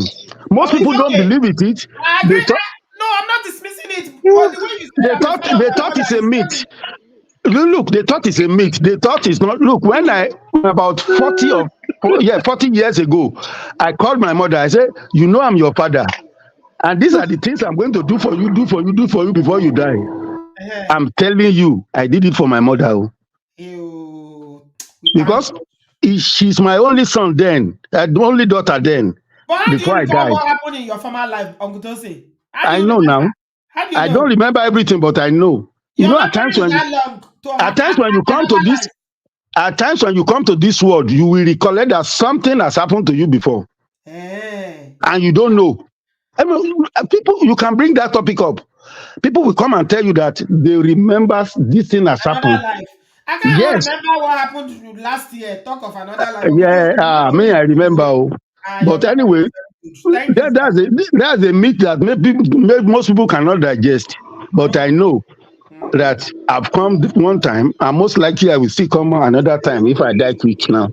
Okay, sir. Thank you very much for calling, sir. Bye-bye, Auntie. Your children please don't That's what I like Yoruba. That's what I like Yoruba people for. I like Yoruba people for working. Yoruba people can see Monkey picture. is making us laugh. She said, she said, I'm the father of my mother. And, I like Yoruba people for Monkey, one thanks for making us laugh. thing. And that's why I like Yoruba people lifestyle. Yoruba people lifestyle and simplicity. They try to make it easy. Not see Uncle that Tosi funny don't man. even said, Uncle Tosi said, even if they are going to carry me, I'm going to Nigeria. I'm not buying in the abroad. I must go to Nigeria. Oh, Jesus. Oh, I pray that it will be good for you to go back. Me and you want to go back, but as it is now, may God have mercy. Okay, George, you are next. Welcome. I saw you laughing at what Uncle Tosi was saying. Oh man, it is something else, man. We started serious and then it got we got into humor, so it's really Yes, good. we really needed that humor because I was so Oh tense. Honestly, man, I'm having a headache. I I couldn't. I laughed to the point where I lost my train of thought. Now I can't even remember what I was trying to say. So, but So, interesting topic, Auntie B. Thank you thank so you. much for this topic. Thank I you. Somebody said that. Sorry, George. Somebody said Sibomi TV said Kola is that Uncle Tosi is making sense, sha. But how will you come back to this life as a Nigerian? For the second time, Uncle Tosi, you choose one life. I'll choose something else, man, than coming You back as a choose one life, Nigerian. You Uncle. know. Uncle Tosi, why are you choosing one life? How can you have the opportunity to come back and you came back as a Nigerian when you are the father of your mother? Oh Okay. wow. Oh, all right. Uh, What do that- you think? Are we ever going to be able to go back? Is there any hope? What's the future? Any suggestion? Do you know anything humanly possible that can turn things around in our country? oh, absolutely, absolutely. I think I will start from saying our diversity is our strength. Actually, I know it sounds like a Nigerian cliche, but it's not. So, Okay. like me, like me here, right? Mo gbọ́ Yorùbá, mo ń sọ Yorùbá gan, as in pé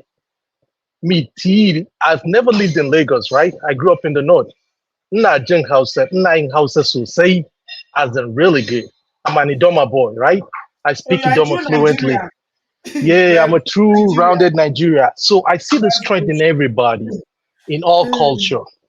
Uh-huh. Um, an Igbo man would think he can survive by himself until he lives with a Yoruba person.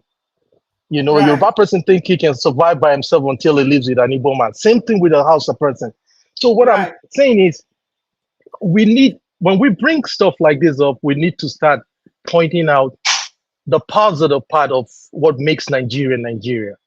Yeah. How can we let's keep highlighting the positive?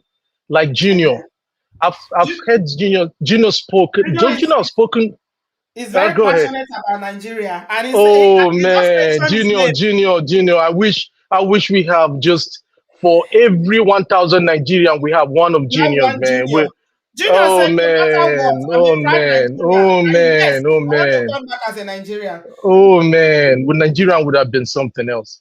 We all talk, right? Yeah. But do we do the work? Do we contribute? How do No. we help? How do we, what is our contribution? Like this bad government we have today stem from something. They were our fathers, they are our brothers, they are Right. us. This is us, you know? So how can we change? And change should start from individual.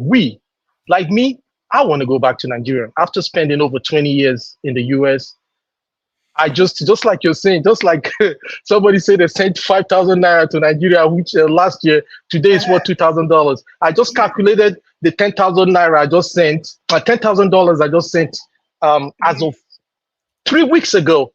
Uh-huh. It has depreciated with 1,760 something dollars. I just did the math yesterday, So so let me just chip in. If you have money and you haven't got a project that you are doing in Nigeria, please keep your money in pounds or keep your dollars. money. That's true. I had a Don't project, send it right? to Until Nigeria. Yeah. I had a project until the cement price just skyrocketed Yes.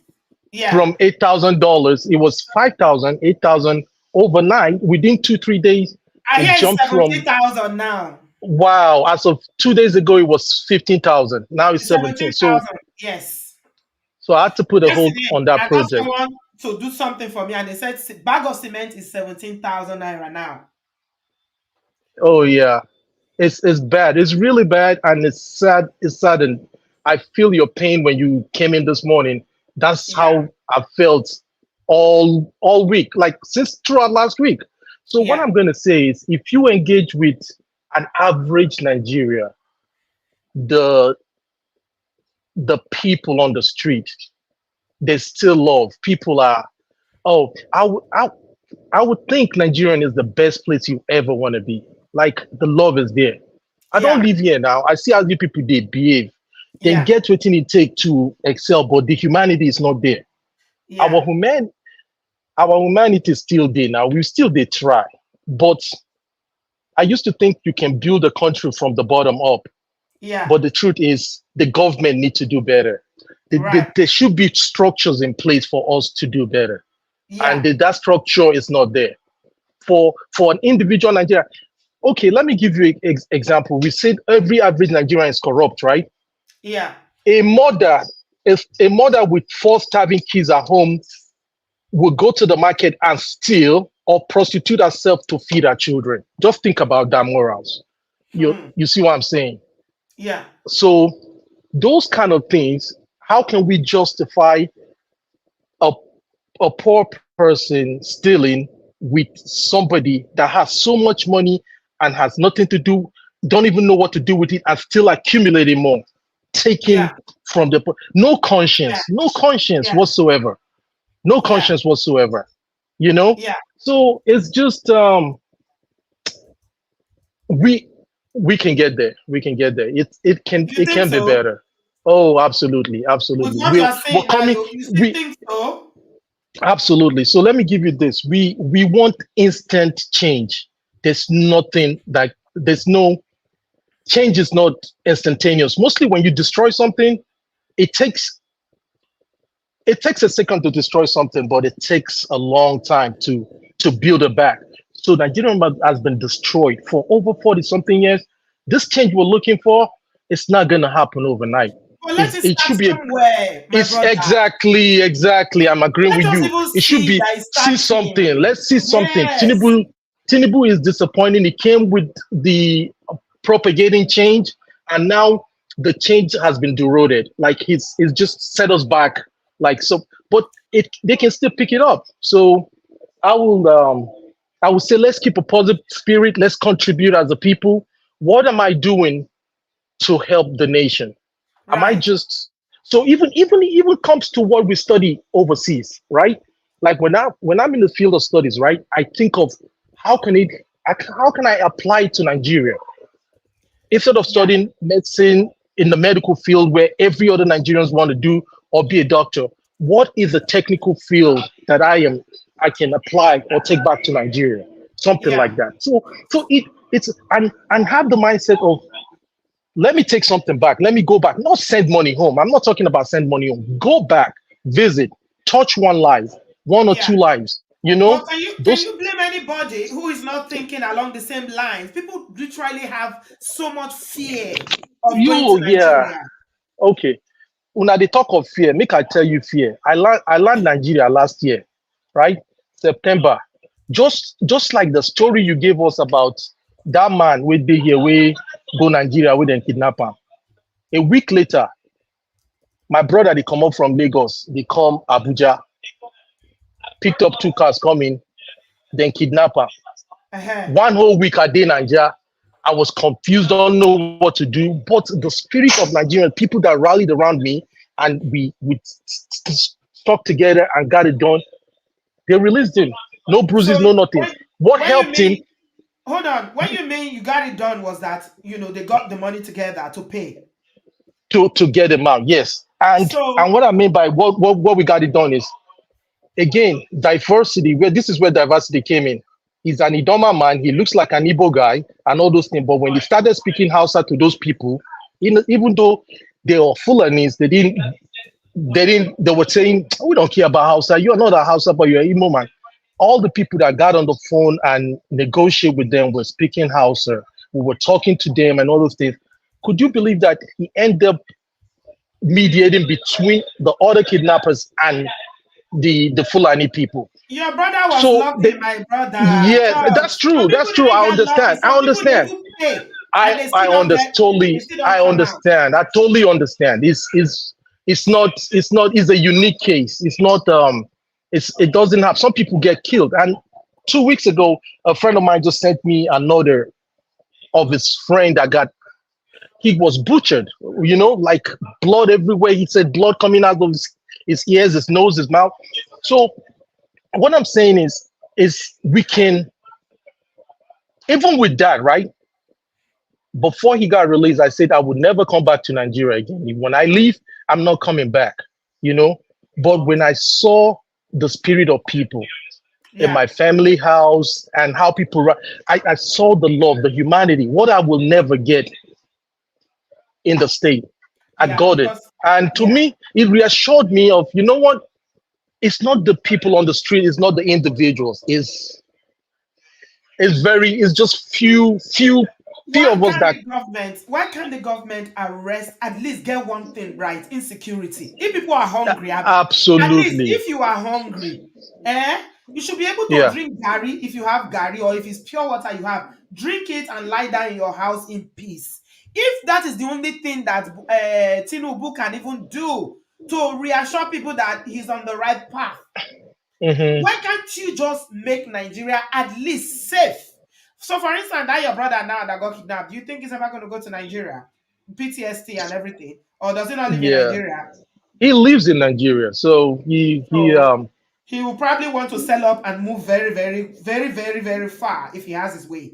Because once that kind of experience, you've experienced it, a lot of people that are jackpotting today, it's not because they are it's for economic gain, or, it's just because they want to be able to have, just to sleep at night without that fear. Yes. And I'm sorry to cut my contribution short, but I have a meeting at my work, so that's all right. I appreciate the time, and I love your show, and to be thanks for bringing interesting topic all the time, and we're always gonna keep supporting you.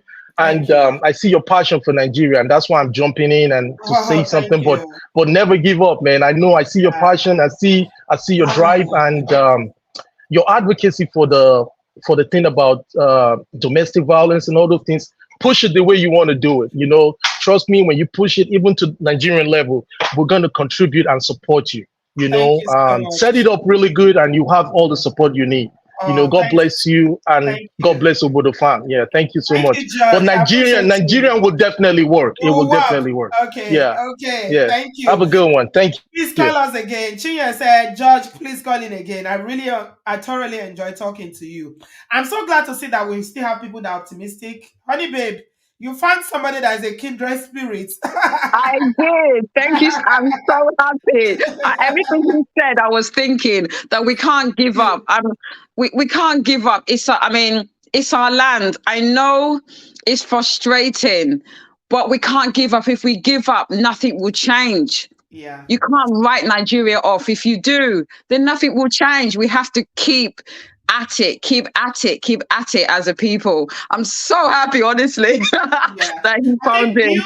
You, George, and Junior, you've kind of you've reassured me today again that there's something to believe in Nigeria. Yeah.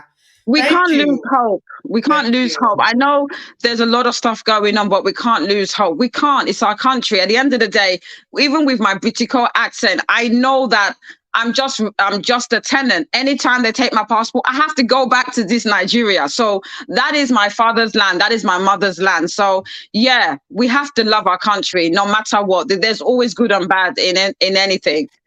Right. Thank you. They can't take your passport anyway. You well, are no, they can't, but I'm just saying that even with me having the privilege, the privilege of being born and brought up in the UK and having that passport. Come like us. You didn't walk here. No. I was supposed to be born in America actually, but my dad decided he didn't like the US, and so he ended up here and I was born. But it's a privilege, and I don't take my privilege. I know I have got privilege compared to other people, but at the end of the day, my father and mother's land is Nigeria, and if I have to go back, I will go back. So do you have an American passport as well? No, I don't. My brother is has a green card because he's been in the US for 10 years. He's actually getting married to an American this year, so that's going to be interesting going to the US. But yeah, I don't, but my brother has. All right. Okay. Thank you, honey babe. I appreciate you, darling. Okay. We're keeping hope alive. You've convinced me. I'm keeping hope. Thank you for reassuring me. I really, really like that. Have a lovely Junior, afternoon. Junior, I love you deep too. I love you big. Let me say it the way my children used to say it. Mom, I love you big. I love you big, Junior. Wale, welcome. What do you have to say? What do you Well, say? Should we keep hope alive or maybe we just give up? Maybe we'll give up. no, Madam, good morning. Well, it's not about giving up, and to be, it's not about whether give up or don't give up. That's not the people. It's doing the right thing. They're not doing the right thing. We are all looking at Tinubu, but actually, what about the governor? Yeah. What about the governor? We are not there about the governor. Is he What going to do about the local same? government chairman? Now, local No, government, you are no, no, no, local. no, no. Actually, that local government. Government, because the local government, all the local government Chairman, they are under the governor.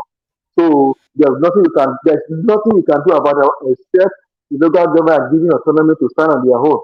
And the governors of those all the states, they don't want the local government to stand on their own. So there's nothing local government can do. They give them allocation as well. What do they do with the No, money no, that no. they collect? They give them the allocation. They give the allocation to the governor. To the And the governor say no, no, no, governor will now don't. disburse it to the local government as well. So Exactly. what do they do? No, we Imagine, have to hold everybody accountable. It's accountability across the board, though. of course, actually, I was telling the obedient people last year that I said, look, if you get your Obi as the president of Nigeria, the same thing will be happening. I said, how? I said, okay, fine. Let me give an example. You have to Obi as the president. What about the Senate and the House of Rep? Who are they going to be? PDP and APC. They're going to kick him out. Do you know they're going to kick him out? I said, how? I said, look, if they tell Obi to do something, I Obi did not sign this, and they're going to say, oh, we're going to impeach him. They're going to look for ways. Actually, we still have criminals in the House of Assembly and the Senate. They are still criminals. So there's nothing. I think you saw what happened now. 30 trillion was signed yesterday was signed. They're doing the last certification. What did what they're about to, Can you check your asking, audio, Wale? Your audio is not quite good. I'm not getting everything that you're saying. Are you using a Bluetooth or something? no, can you hear me now? It's not very good. Maybe if you can just talk directly, it will be better. It's kind of echoing, so we're not getting. You're onto something very interesting, but I'm not getting the full gist because of the Okay, echoing. okay, hold on. Let me move away from the Bluetooth.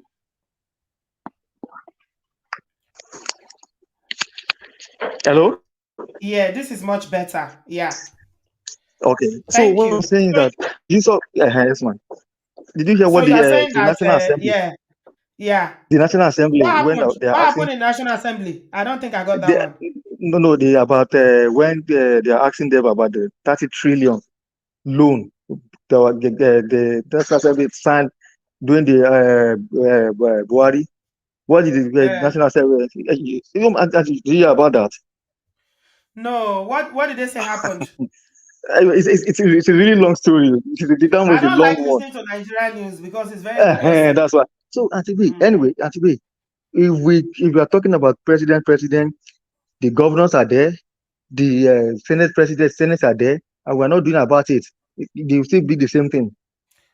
Yeah, but what does this president, this Tinubu, because me, I'm not one that I'm going to excuse whatever. No, He Auntie seems B, clueless to me, just like Buhari. Does it seem Auntie like B, he even has a plan? Does it even seem Auntie like B, someone that knows what he's doing to Auntie you? B. Okay, Auntie B, let me tell you something. Okay, you tell me something. If Obi's were there, what do you think will happen? That's not the point. Obi is not there. Auntie B, no matter who is the president of Nigeria today, in as much we see have PDP and APC controlling the house, there's nothing the president can do. So you're In saying as that much, it's the House of Rep and the Senate we should hold accountable. We should hold them Auntie B, responsible for what's happening. Auntie Are B, they Auntie are B, responsible for all the policies?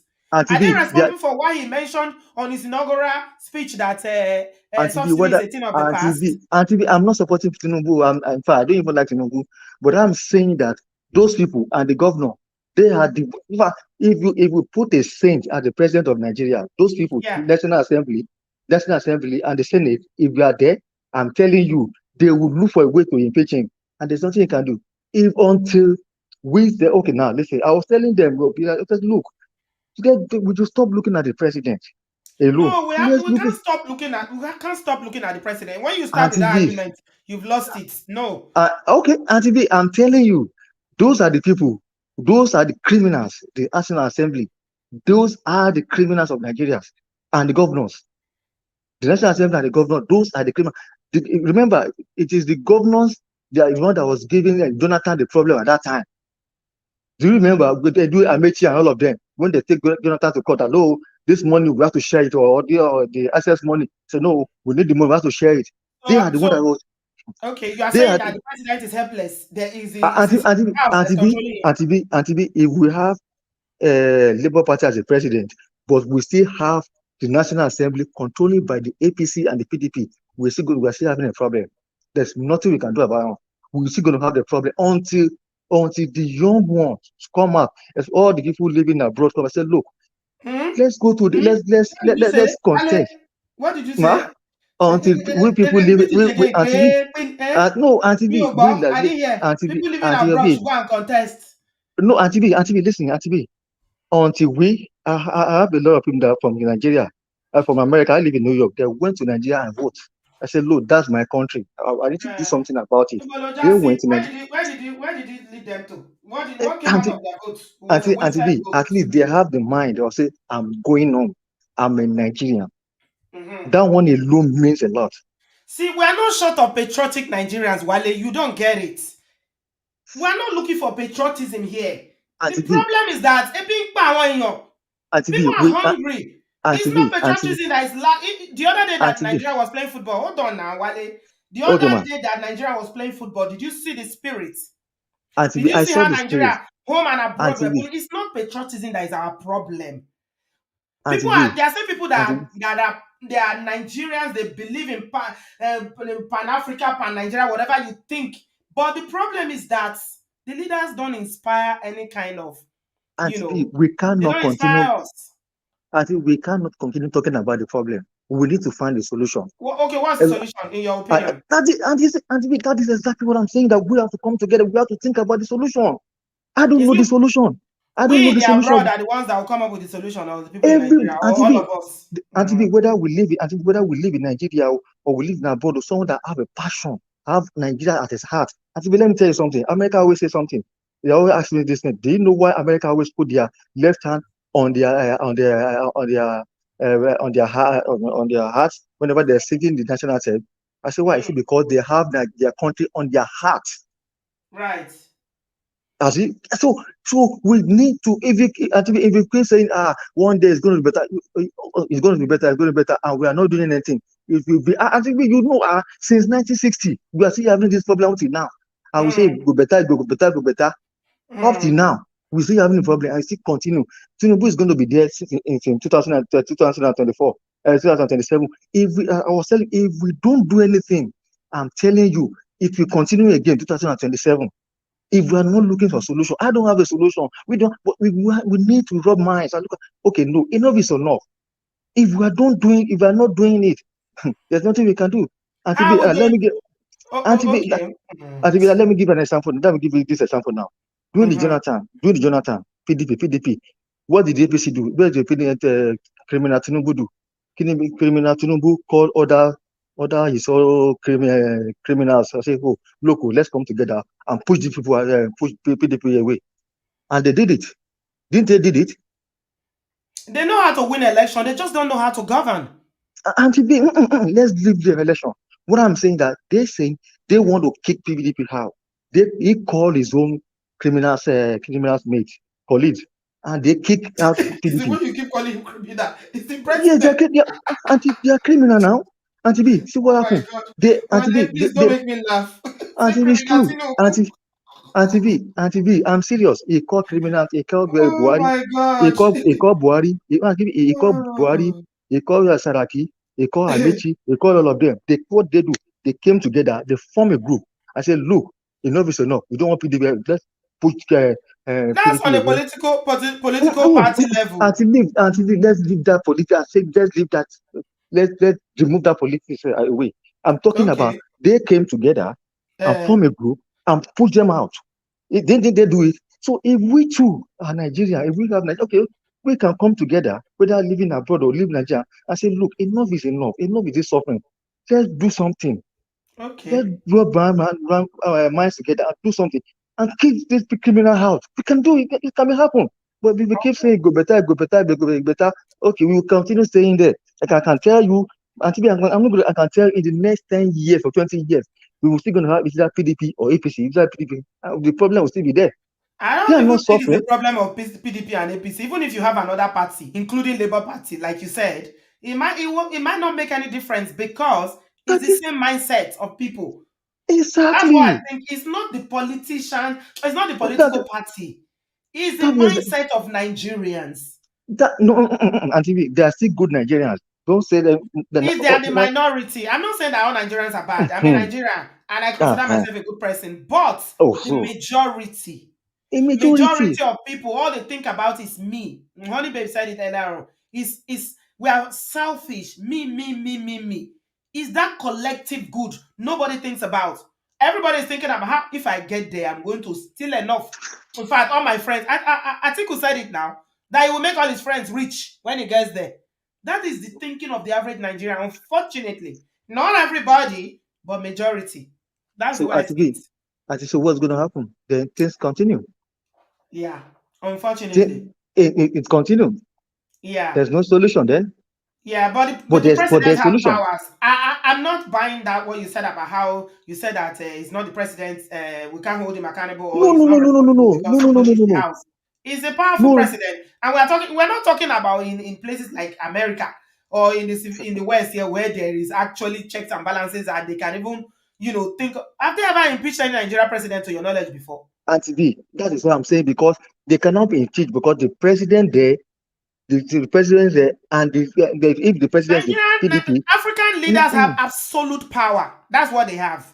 Auntie B, is because if the president is a PDP and the majority people are the house of their PDP, so they can't be anything. In during the Jonathan, during the PDP's time, all the majority are PDP. Now during the Buhari time now, Tinubu, majority are APC.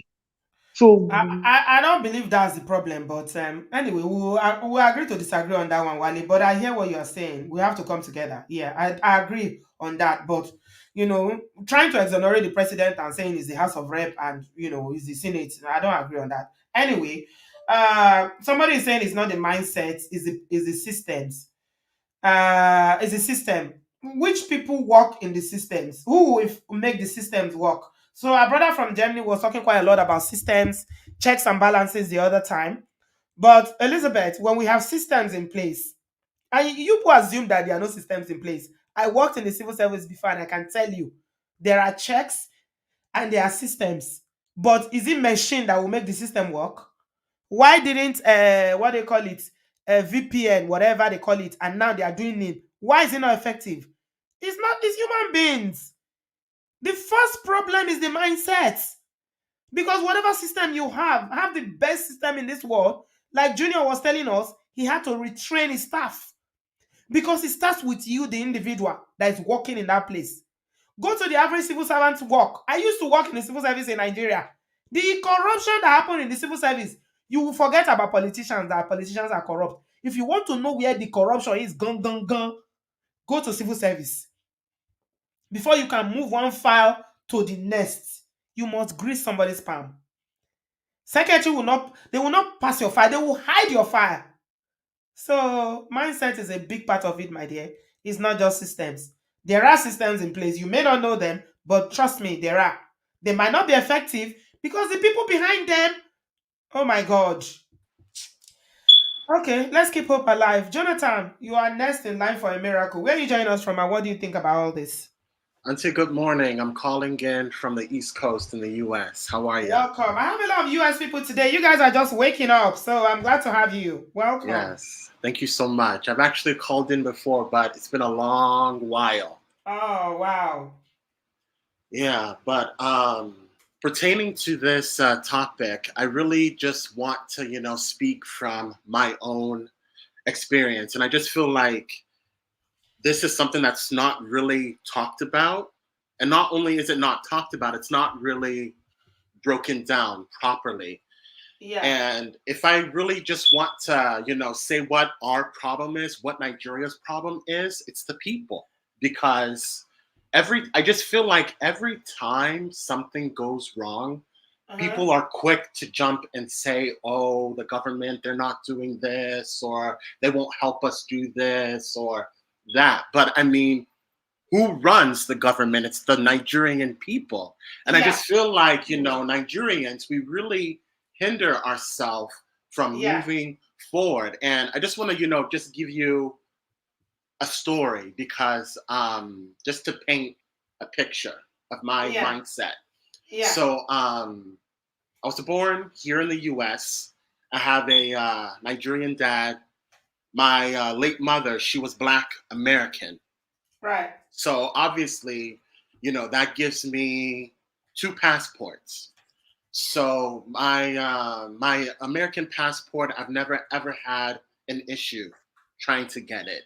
It's always been easy. Whenever it's up, go to the post office, go to an acceptance facility, fill out the paperwork. 3 weeks later, it's in my mailbox. Easy. Back in 2015, I tried getting a Nigerian passport. And long story short, I'm just going to, sum it up. Yeah. Long story short, I did not get that Nigerian passport until December of 2023. And this was all because they kept saying that I had too many applications in the system. I was trying to commit fraud, this, that, and the third. And not only that, I've been to Nigeria twice the past 4 years. And those 2 times that I went to Nigeria, I went in person to the passport office. And of course, you know how Nigerians are. If you want something to be escalated, it's either you have to know someone or pay this one off, this, that, and the third. So went the first time, paid more than enough, left Nigeria without it. Yeah. I was like, okay, you know what? Fine. Came back again. Same thing. Just ridiculous. And it wasn't until my dad, who has a contact with the Minister of Interior, he actually went to school with someone who works in that office. They were able to, physically go in and print off my passport. And my dad had a family member who was coming over, bringing along with them. So I just feel like Nigerians, we are our biggest enemy. And it's not talked about enough. Because if we really want to move forward, we will sit down, we will talk, we will really, get to the root cause of what is happening. Put all your greedy personal agendas to the side. Yeah. Like if we really, really want to move forward as a nation. Yeah. And the funny thing, the good thing, another thing about our people that I observe is that we like pointing accusing fingers. Somebody who is taking a bribe from you in the passport office, or somebody, go to Nigerian House. How many videos have I done about these embassy people who are supposed to be trained? Right. And they come abroad to render a service. I will sit down in my house, fill in an application online, get my British passport under 10 days, delivered to me by post. I have to go to that bloody Nigeria House many times to go and apply for a passport. They frustrate you. Yeah. And it's kind of funny because they give you attitude. I hear you. And that same person that is giving you that shitty customer service is the one that's going to be condemning the government. Because between that 2015 and last year, I also visited the embassy here in Atlanta, went to the High Commission in New York. I even went up into Canada, went to the High Commission there in Ottawa. When I was in London back in 2019, right before the pandemic blew up, I even went to the embassy right there in central London, still nothing. Paid all this money. Yeah, and it's like, I could not get anywhere. All because, people are so greedy and just don't want to do the simple job that they're actually paid pretty well to do.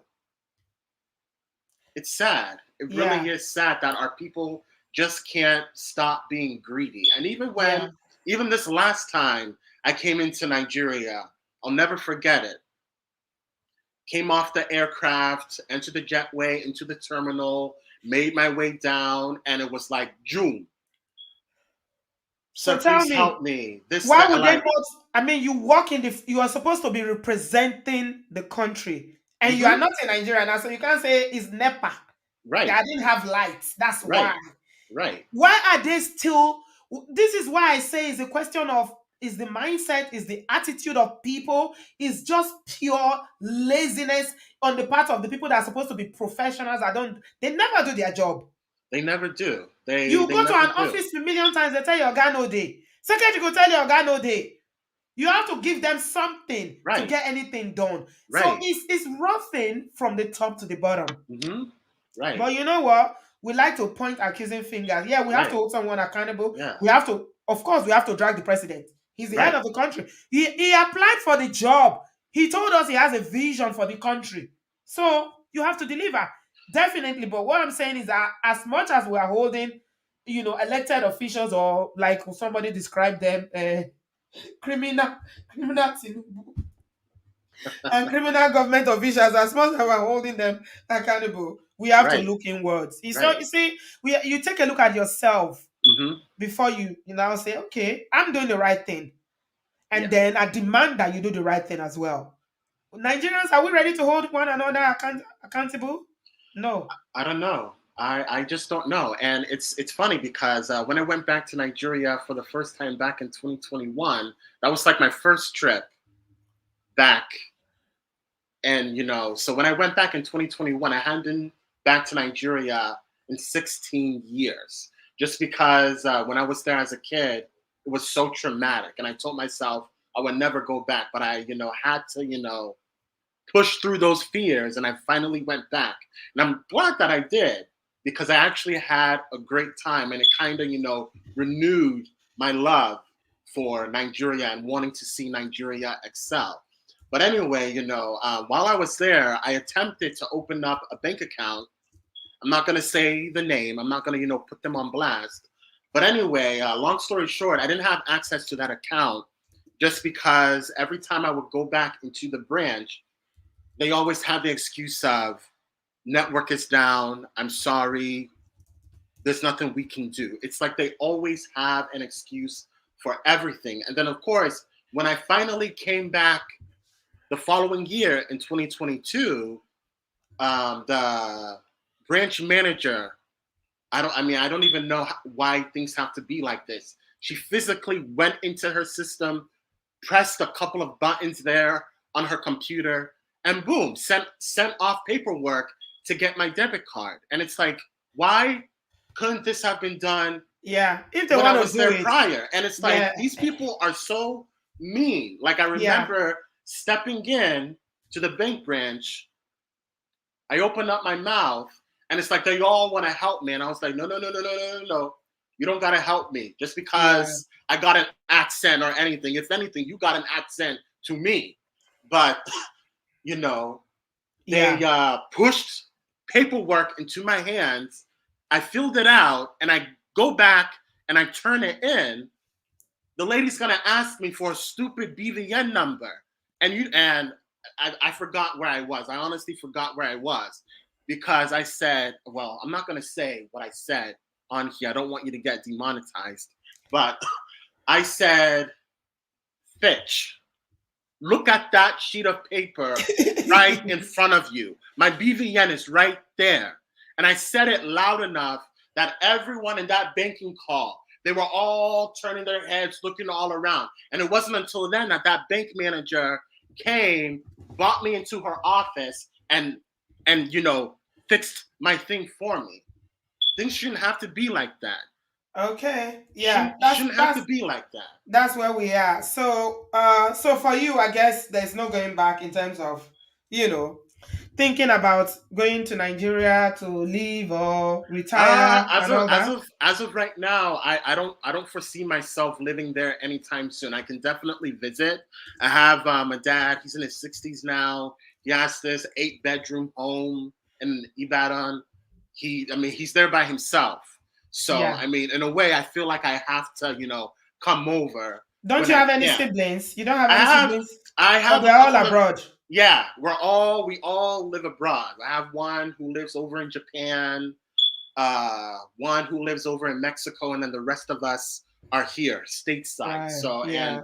and we all have lives, and there's only 2 of us that visit Nigeria regularly. So wow, it's tough. The good thing is that you can always get people. The good thing about Nigeria is that you can always get people to look after dad because there's always help available. So get a good one, and then there will always be family and members around. So anyway, thank you very much for calling us. I have to move on now. We've done 2 hours already, and I need to get off. So, madam, your connection is not good. Nigeria, is it Nigeria you called yourself? What's that? Nigeria? Okay. I don't know what that is. Madam, you are on now. Okay. Yes, ma. Thank you so much. I was saying that. Okay, is there still echo? Are you on the Bluetooth? I am. Okay. If you can take it off so we can hear you. Okay. Okay. Yeah. Can you hear me now? Better, much better. Yeah, go ahead, please. Okay. So I'll try and speak, but I can't really hear you since I've gone off the Bluetooth. But I'll try and be fast because I have a meeting in like 30 minutes. So I'm calling from America here. And I'm going to answer the last question that you asked the caller before he dropped off, whether he has any plans of going back to Nigeria to relocate back there or anytime soon. My answer to that too as well is not anytime soon, right? I was just discussing with somebody yesterday because he was reminding me that, yes, you said you were going back to Nigeria this year to visit with your children and everything. And I was like, with everything that is going on in Nigeria right now, I say, no, I know they go there because all my money, they will take it, And there's this one fear that I really have of going back to Nigeria right now. I understand, and I'm hearing people talk about we should be hopeful. Auntie B, you have agreed with them that we should be hopeful. I think you have changed your own mindset about it too. And I think hope is just part of the natural, makeup of any human being. Like you always hope, right? Yeah. You always generally hope for the best. But I think in hoping, sometimes we have to be realistic. And not live in an ideal type of situation. We want an ideal situation for Nigeria. But right now, where are we? That is the basis, I think, of your discussion today. If we didn't have issues with Nigeria where it is right now, we won't be discussing this. So there's the ideal and the hoping stage, but we are now in a realistic type of situation where we need to dissect what are the issues with Nigeria?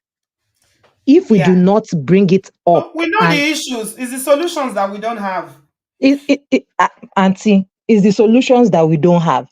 But the truth about it is that many people even have some solutions to give. But is Nigeria ready for the solution? Are they ready? Yeah. Are they ready for the solution?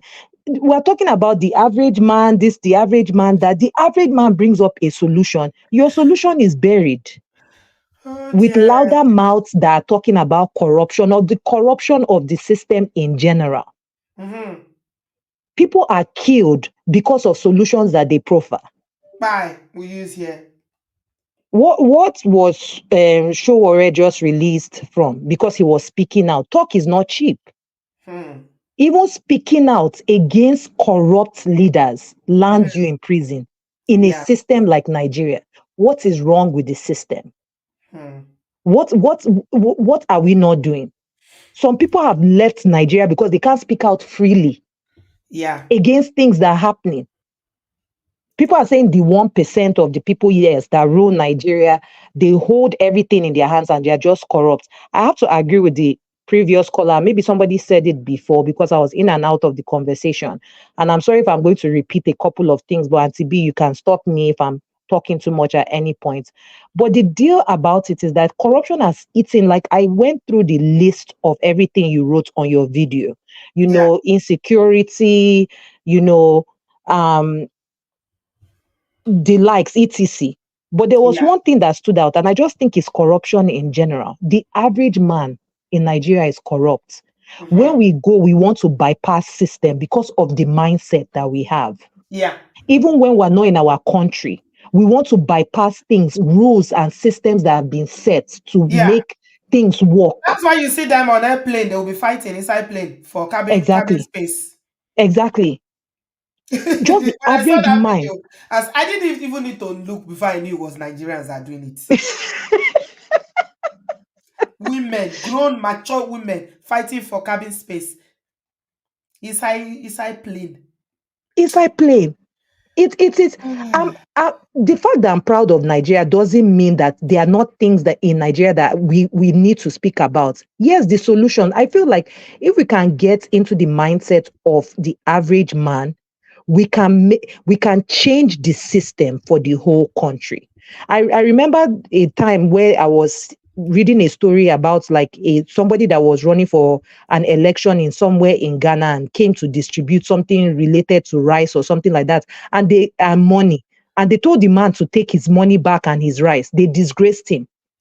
The average man will collect that 500 naira that you want to give them, that rice that you want to give them. When we were going to do the election, Madam, there was an actor. We talked about him. I was going to do the video. Then I said, you know what? It's a waste of my time. I don't like talking about Nigeria. Not because I'm not interested. People that know me here know that how passionate I am about Nigeria. I love Nigeria. But I find it very distressing sometimes to talk about these issues. So I rather stay away from it. This actor called Olaiya Igwe went and carry people, Papa, carry all his God-given nyash, put it outside on the beach to go and be saying that yes and all that. Do you know why he said he did it when he now came back with the apology? Because Tinubu, obviously, everybody is disappointed that he's not delivering.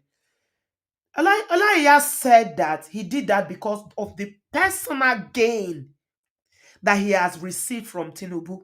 So I'm just trying to buttress what you said about how, our thinking, we think only about something that is so narrow. We don't look at, broadly. How is this going to affect other people collectively as a community, as a people, as a state? All we are thinking about is, Shebi, I'm going to gain. My family is going to gain. I'm good.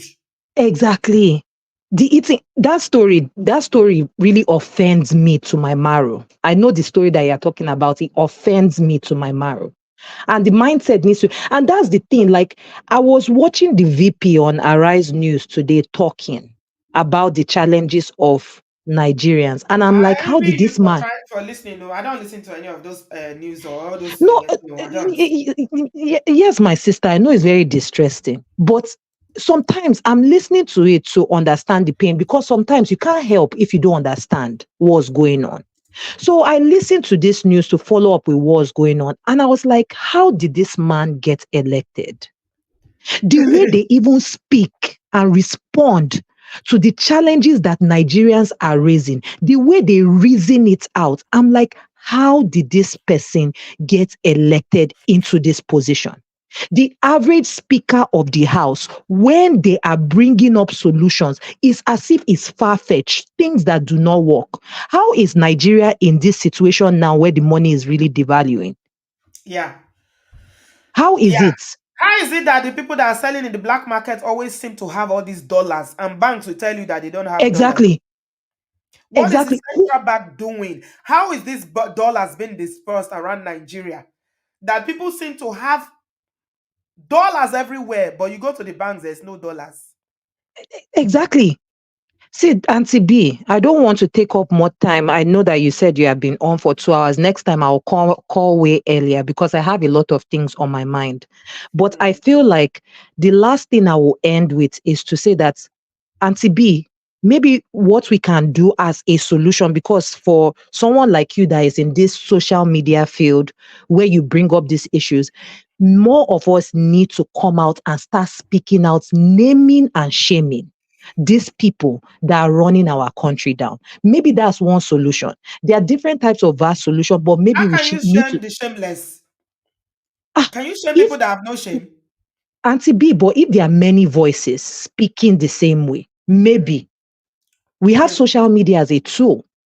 I'm just giving a solution. You know, like Yeah, we have I see to what think you mean. about. I see what you mean. There are many people on ground, even people in Nigeria and outside Nigeria in the diaspora who've got in some level of influence by social media or whatnot. Yes, I can do what you're saying. But there are a number of reasons why they wouldn't. Auntie Again, B, it you goes know, we back to talked other. about it before. It goes back to Yes, the point that we raised. yes, it goes back to that, and also the point that they are scared. If I They're say scared. something, and they're Yeah, gonna come talk for is me. not cheap. Oh yeah, Talk is not cheap because yeah, people are scared of losing their life. They are scared yeah, of the supporters behind these baseless and senseless people that will do anything to continue to get that source of small change that they are getting. I understand. But yeah. for us, even maybe because now, Auntie B, you're speaking about like us that are in the diaspora, at least we're somewhere that is a little bit further out where the system protects us to some degree, right? What can we do? We need to name and shame. There was Okay. one that was running for election, PDP, running for election in Nigeria. I can't remember his name. I was trying to research it before you called me. And he Uh, was promoting real estate in Dubai. And I'm uh-huh. like, you are running for governorship in Nigeria. You have not Most yet of them have promoted. no clue. They have most of them. They just want to go there and eat money. In your house of rep, you call them and ask them, "What's your vision for your community? What plan do you have for the youths?" There are so many youths in this community. Do you have people that will build in 2023? These elected officials will build what they call it borehole. They'll put one borehole Borehole. in their community and they will do a Hey, we big have party suffered. to open it. We have They will turn suffered. party, put canopy, borehole. We Desmond have Elliott built one bridge like that. It's not even better bridge, oh. There was a place that was shaky bridge somewhere, and I put a reasonable one that is not even. I don't think it was even made out of iron. They will put big signboard. This was commissioned by so and so and so. People will be thanking them for provide because the people do not know their rights. they're They not, don't they expect don't know. anything. And that's why sometimes, even though I blame people for, collecting whatever they can get, rice and kara, whatever they collect during elections, that is the only thing they're going to get. So they collect it. They say, yeah, they're not going to do anything. They don't know what is their responsibility. Nobody holds them and calls them. No, oh my God. Oh, madam, thank you very much. Someone like you, maybe you should come to social media and speak. I You will have to come come. to social media. Open I a am platform. coming. I Oh am yeah, coming very speak. soon.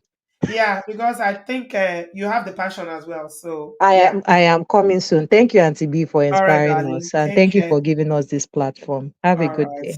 You too, darling. Take care. Thanks for calling. Okay, I'm gonna just take the people that are in the studio and we can call it a day. Oh my God, we're gonna go to 3 hours. Okay. Uh Nigeria is next. Nigeria. Auntie B, What's the meaning of yeah, Nigeria?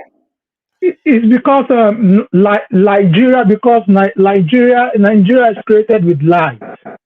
That's the Okay. reason why I call it Nigeria. What do you mean? Um, yeah, because the British created Nigeria, Auntie B. Oh We yeah. don't have, yeah, as in we don't have an identity. It's not that we don't have an identity, but We don't have a national they, they, identity. they stole our real identity from us and they call us Nigeria. Yeah. Nigeria is a continent, it's not a country. So Okay. that's Is the that reason why you say it's a it's not, continent? yes, it's a continent, not a country. And that is the reason why Nigeria is not going to work and it will never work. I said that at the All, beginning, though. all Nigerian politicians are puppets to the West. It's not by election. Bola Tinubu, all Nigerian presidents are selected by the British. They come to Chatham House. Peter Obi is just a distraction to the Igbos, to the Biafra, which get to the Igbos, and they all fall for LP and LP, So what is the Obi. solution? What is the solution? The only solution is to dissolve Nigeria and we should go our separate ways. How do we do that? How can we achieve that peacefully? Because when the colonial master came, they met our forefathers as Yorubas, as Igbo. So how come we want to be bearing that name Nigeria? Nigeria is an illusion. It's as in the real Nigerians are the British and their puppets, the politicians. I am not a Nigerian because since when I've been born in Nigeria, Nigeria have offered me nothing. And a lot of people are here that Nigeria have offered them nothing. So Nigeria is a country that is just thinking that it go better, but no feel better at all. I don't even believe in restructuring. The only solution is to dissolve. For the Igbos to go, Yoruba to go, all the indigenous tribes should have their own sovereign country. Because look at the population of Malta. Nigeria they'll be applying for Malta visa, Estonia visa. How many are the population? And when we are talking about Igbo population, is going to like 30 million. Yoruba almost 60 million. You know, so how come we can't say that we can be a country? And why is it that it is this? Yeah. So hold on. I can see you are very passionate, Nigeria. It's Nigeria. It's because it's created with lies. So it's lies. I call it Nigeria. Yeah. All right. So yeah, I agree with some of your assertions, but not everything, because like somebody made us understand, which I also agree with. I did say at the beginning of the show that I believe that maybe we should have a referendum to decide whether we want to go forward. Or my mother used to say, if you cannot go forward, at least you can go back to where you are coming from. Exactly. So we need to have that referendum. However, as it is now, I'm also aware that even that so-called separation of powers or whatever, division, does not solve our problem, my brother. Auntie B, it will solve our problem. A new country a new country and a new constitution. And that's why you want to say, states not working then? Hold on, my brother. Yeah. The states, every state is the same people that are in the state, right? Why are the states not functioning? Is it not the same people? It's because of the constitution, Auntie B. Nigerian constitution is fraudulent. If Tinubu said that you want to eat 100 heads today, with the constitution of Nigeria, they're going to bring the 100 heads to him. We need to break it up. I'm a Yoruba man. So you think that breaking it up will solve the problem, in your opinion? Auntie B, it will solve the problem. Nobody can fix Nigeria, Auntie B. Nobody can fix that country. I don't think if it's going to work and people are ready. Auntie B, this is my own assertions. Yeah. Okay. I see what you are saying. You know, there are people that sectionalism that we need regional government. We need the way it was before the British came and put us together. I'm the first person that will tell you that was the worst thing that ever happened. Bringing Nigeria together as a country. The British people, one day, this very pompous, overzealous radio presenter in the morning, those of you, Honey Babe, you will know him, Nick Ferrari. He's on LBC, this talk show radio on one British radio. It's a talk radio. Started talking about colonialism and brought up Nigeria. I wanted to use Nigeria to do example. Hey, Jesus. When about 2-3 people called, I think the producer told him, Nick, this one today you picked, it's not a good topic. Change it. If you see the way Nigerians were firing him, I agree with you. So on that level, I agree with you that the British created the problem. Okay? Auntie B, yeah. They did create the problem. But hold on now. We have to look inward sometimes. When the British were there, things were working to a large extent better than it was today. Hospitals were working, schools were good. They were providing, even the churches were providing services. They were like social services. But today, what do we have? Our people too we need to own up to our own greed. On what we have contributed to make this union not work. We can't just be looking at the British all the time. Auntie B, all what is happening in Nigeria is intentionally done. Who is they are all man-made. The West. They are all man-made, Auntie B.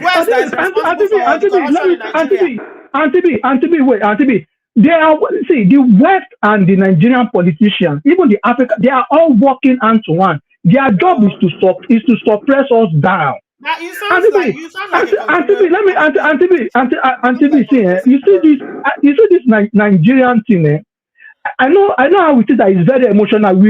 Everybody has been living together for many years, but you see, as in it takes a lot for us to let this happen. Like, we should break this country and we should go our separate ways. That's the only solution, Auntie B. But is there a way to break the country peacefully, though? No, we have to do referendum. But do you know that the politicians don't even want to listen to this because that is their cocoa bed. That is where they are eating from. And look at Mazi Nnamdi Kanu. He's a British citizen, and they kidnapped him from Kenya to Nigeria, and the British are doing as if they don't even want to. They are not doing anything in this matter. They are doing nothing because do you know why? Because Nnamdi Kanu is British for everything, no, my brother. Okay. We cannot. The British are not the ones that made us to be selfish and greedy and so bloody corrupt, my brother. Please. Let us. That's lack of accountability. But look at Burkina. Look at what is happening in Burkina Faso, Mali. So, okay, are Nigerians ready to do this? Auntie B, let me tell you something. If I go to Nigeria today, Auntie B, if I go to Nigeria today, if I'm a Nigerian person, if I go to Nigeria today, means I go steal money. I will.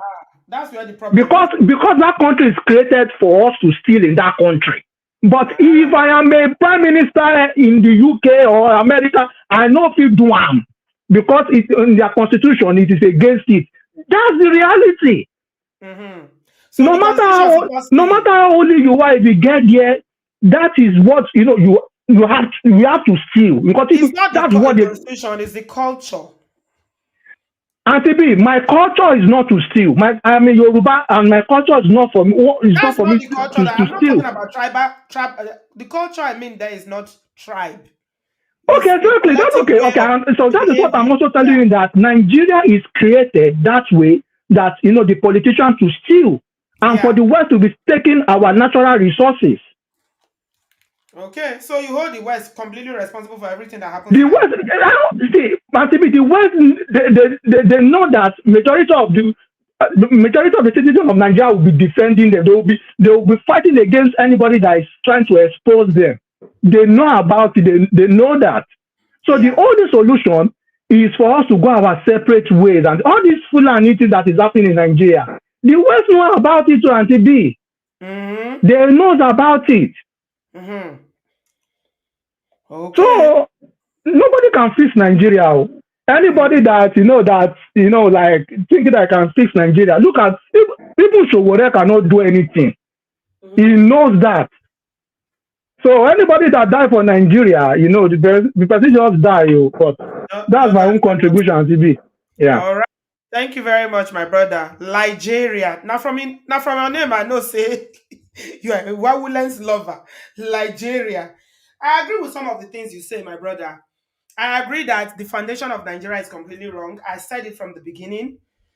But you are completely opposite what some people, some optimists that we still have in the building, like that our brother George, Junior, Honey Babe. Yeah, I agree with some of the things. Like the foundation is wrong. The constitution is completely, doesn't favor the whole of Nigeria. Is favored to the northern part of Nigeria alone. There's too much power concentration in the center, which is the federal government. Government cannot answer to all the problems in Nigeria, but also we as Nigerians need to be accountable for how we have contributed to this mess. We can't blame the West for everything. Yes, they did contribute. Yes, they set up to fail.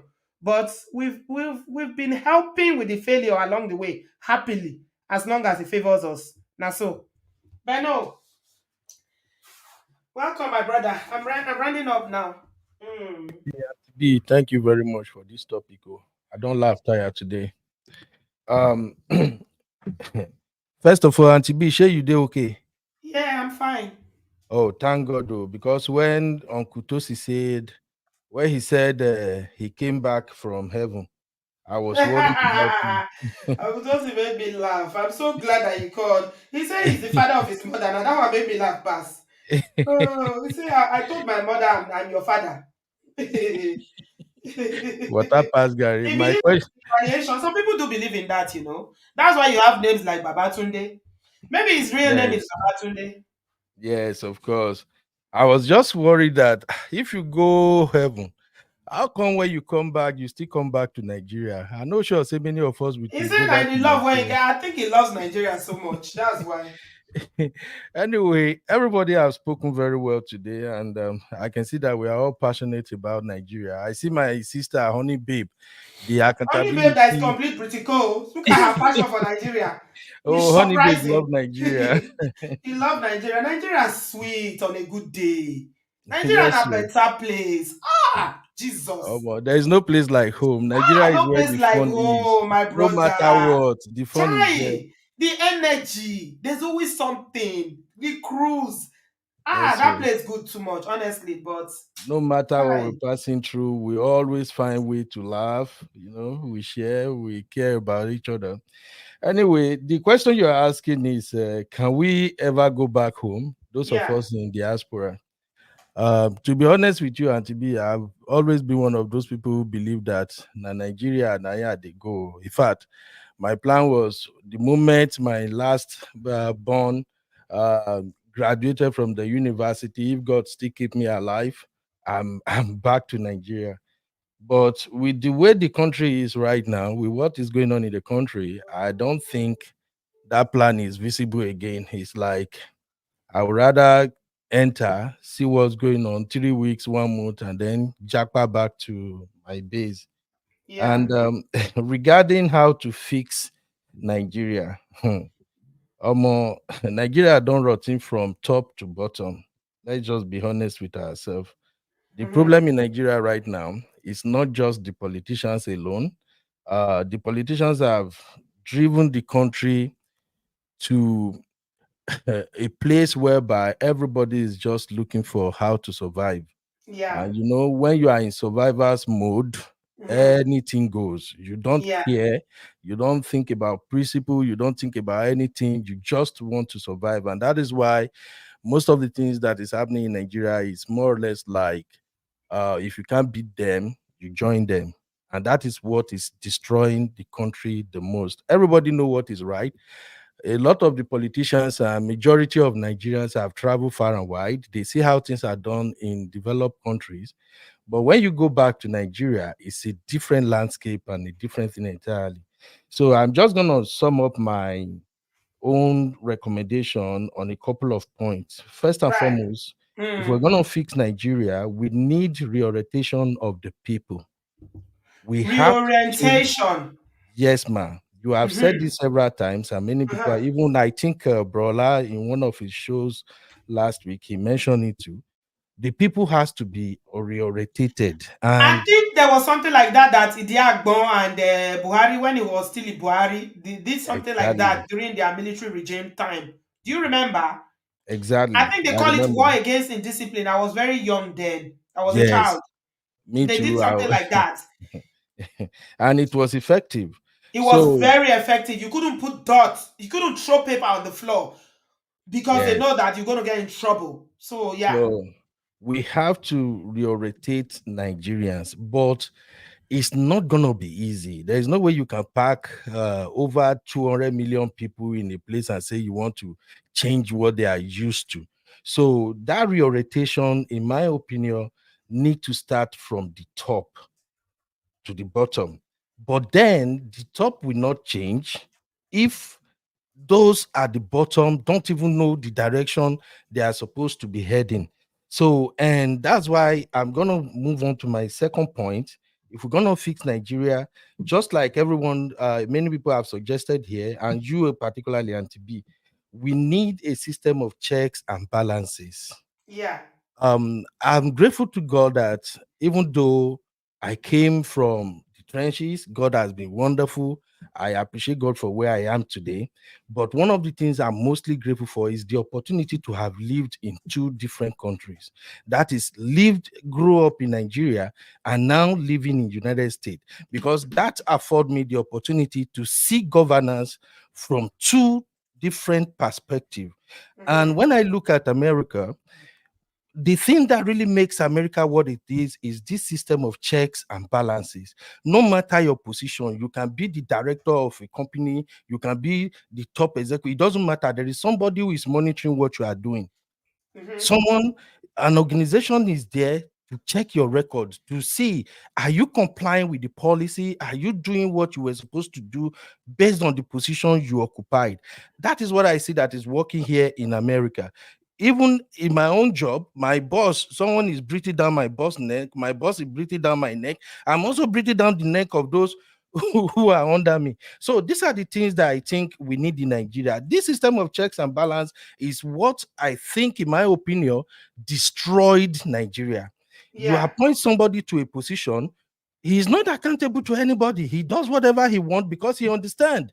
They say, when they say what they call it, independent or anti-corruption or something, they will be the most corrupt. Exactly, man. Look at the number of. They said that ESCC are the ones that are catching. They are the ones catching all the criminals and what they call them fraudsters. They created ESCC to tackle economic and all these financial crimes, right? Yes, so. Who is the most corrupt system in Nigeria now when it comes to the people that collect bribes? They are the chairman, managing director of corruption right now. So when we are talking about checks and balances, I just want to remind people that there are checks, but we are talking about how effective are they. Can EFCC catch you today? You don't find them, share the money, give them half. You don't go. The matter go disappear. Nothing will happen. EFCC chairman, the previous EFCC chairman was caught in corruption. Ben, you don't remember? That one when Buhari put to that young man. That the youngest of them all that are supposed to do better. So you you are supposed to be catching people that are Bala, I think his name is Bala or something. And you be this chief Jagida only. You see, so that system of checks and balance is where in my personal opinion, that is where we have the biggest problem in Nigeria. Nobody is asking questions. Nobody is sending anybody to jail. The judiciary is corrupt. You can't. Someone cannot go jail for Nigeria. Ben. Nobody. I was telling a friend of mine after this election and Tinubu find his way into office and everything. I told my friend that look, the only way I will take Tinubu seriously is if Tinubu allow the judicial system to work effectively, and you see people going to jail within the first 6 months of his administration. Only poor people they go jail for Nigeria. So somebody made an example of this woman that stole so much money. That was the former Minister of Petroleum, Diziani. Why can they not remove her from London to come back to Nigeria? Does the UK not have a extradition deal with Nigeria? Why is she still in the UK with all the money she stole? Why? Yeah. So what are you telling me? So if these people in high places who are actually in control of the economy and they are doing all these shady things, stealing and looting the country, if they are not held accountable, there is no way to fix Nigeria. Everybody know how the system works now. If you're gonna steal well enough so that you can settle the police, settle the judge, settle everybody, even whoever comes, you settle them, and at the end of the day, you still have enough for yourself. That is just what is happening in Nigeria now. Let's just be honest. In Nigeria right now, you can buy a property worth maybe 500 million, maybe 1 billion naira, and someone who is more powerful to you tomorrow can come and say, oh, this property, I bought this land so time, and then you say you go to court. It won't work. You will not get judgment, so there is that system of checks and balance is not there. The judiciary is not free. The president, not only Tinubu now, back to the days of Obasanjo today, the presidency has always been the one who control the judges. Unlike developed world where the judges have freedom, if you steal money, they bring you to court, they find you guilty, they throw the book at you. It's not happening in Nigeria because even the judge is scared for his own his life, and he's scared that what will happen? They might even remove me. If they remove me, what will I eat? When would they secondary school? Ben, you remember how we used to call them? When would they do debate? We called the judiciary incorruptible judges. Yeah. You don't forget that word. When would they do debates? Incorruptible judges. Now, what would they call judge? Anybody that works in the judiciary, You say incorruptible judges, my fellow debater, accurate timekeeper, incorruptible judges. Judges, yes. Are they So, not are they incorruptible? so that is the biggest problem. Oh my God. Emefiele did everything he wants to do because he knows nothing is going to happen. They all these big top shot politicians and everyone, they all have dossier on each other. They have files on each other. You arrest me, you want jail me, I go release your file. The thief where you thief said we go bring and come out. That is just what I see that is going on. Nigerians themselves, we Nigerians, we are good people. And I can say this without fear or favor, unapologetically. If we can move out of Nigeria, go to wherever we go abroad and we are successful just because there are system of check and balances and we respect the system, that tells us that we are good people. It's just because if you are in Nigeria, you are weak. Nobody is fighting for you. People can ride you. In fact, in Nigeria, it is as simple as even when you are driving on the road, someone give you a rear end, you come out of your car. Now, whoever get out pass, who get Agbero, or who knows who sabi person pass, now he go win. Now who know man? Now he So get power for Nigeria. that is Once where you we know have the man, problem. And now that takes me to my third point. If we're going to fix Nigeria, we need change in political philosophy. We don't have any ideology in Nigeria. You can't tell where either PDP, APC, or Labour, you can't tell where they are heading. That said that it's APC, PDP. I say all of them are the same. They are the They same. crisscross all the time. Not the other Yes. time. How many times you don't move from one party to the other? It's the same group of people. It doesn't matter the umbrella that they sit under. Exactly. So the thing is, it doesn't matter whether it's PDP or it's APC. Don't you see Wike? Wike is a PDP who worked for the president now. He That's even a really got good example, Brother Ben. Wike, look at what Wike is doing in River States. Yeah. He's still not in River State, though. He's a minister in the FCT now. Look at the influence that he has. So all of these people, what they want to do, they turn themselves to what Tinubu did in Lagos. Godfathers. Exactly. They are the ones that will appoint the next governor so that the governors will be accountable to them. Do you know, I heard that the new governor, after they stole the election in River State, the man said, a governor, hey, we have a long way to go. Ben, the man talks, say, if he give order, that they should not, and Wike gives order that they should ignore his own, whatever he says as a sitting governor, and whatever Wike says is what they should do. Exactly. Because he has built a system of loyal followers. It's the same thing that the one in Kogi State did. The man in Kogi State, what's his name? Yahaya Bello. It's the same thing. So that's what they start doing now. They turn themselves to political gods. They appoint the best governor. And so a percentage of whatever is coming in, are you going to hold British responsible for that one? Why a governor like Wike and Yahaya and what's his name try to do it in those states? That nonsensical man they call Oshomole. And those people now they will know the year word, we throw them out. So you see, we don't have political philosophy, and the same goes to the Nigerian masses. Even man, Nigerians, ordinary Nigerians, those suffering now, they don't even know what to vote for when it's time for election. They don't know what are the matters on ground. I've been in America going to 11 years now, and I've seen how these people vote. When it comes to election, they don't care. Whether you are Democrat or you are Republican, they don't care. The Americans will look at what is affecting them right now. What will be the problem where they affect all the masses? How do we fix it? Who among these candidates can give us the best shot? You see what I'm saying? That is the ideology. Young Americans, 18 years old, will tell you if America is spending too much money now, and they feel like, okay, the president that we have right now, this president is spending a lot of money fighting abroad or something. They're like, hey, we don't need you. There is too much inflation. The next election, they go vote the person out, but we don't have this in Nigeria. Why? Because Nigerians are voting based on stomach infrastructure. They have vote.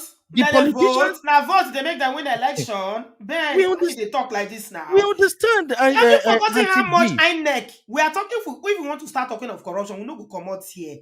INEC, how much was that? How much billion did they invest on that machine that they went to do? They said that everything's going to be electronic in the last election. You don't forget Yeah, that I they know, said Auntie that B. all you need to do is have your voter's card.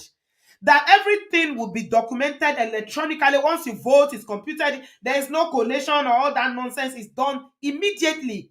They don't still find way to rig the election. They don't still ballot boxes. INEC don't tell us a BVI no work during presidential election. You don't forget. I know, Auntie So, B. But so here's the is that not thing. a system? No, because we are making points about having system. That Yes, ma'am. system, INEC invested billions into it. Was it not a system that was supposed to deliver election that is free and fair? Exactly, Did ma'am. Nigerians themselves, did you not find a way to ensure that it didn't work? INEC, led by what is the name of that Mohammed, that is a chairman. Now before night they announced the results. Give Mahmoud Abi manhood. Okay, I think it's manhood. Let me put it that all way. the money where they spend that they spent on that the so-called thing that is supposed to be reading the thing electronically. Yeah. That people were so, the young people were so optimistic that at least they came out to vote. I've never seen people Nigeria. Yeah. There was The hope. beavers. Beavers. People were so optimistic that for once their vote is going to count. Because the reason why a lot of people didn't used to vote is because they thought it's a waste of money, a waste of time. You go and stand in the sun for hours, vote for nothing. 4 billion they used to get beavers. Beavers didn't beef nothing. So what are we talking about? See, Is that the fault of our brother that said is Nigeria? Is it British that are responsible for that one too?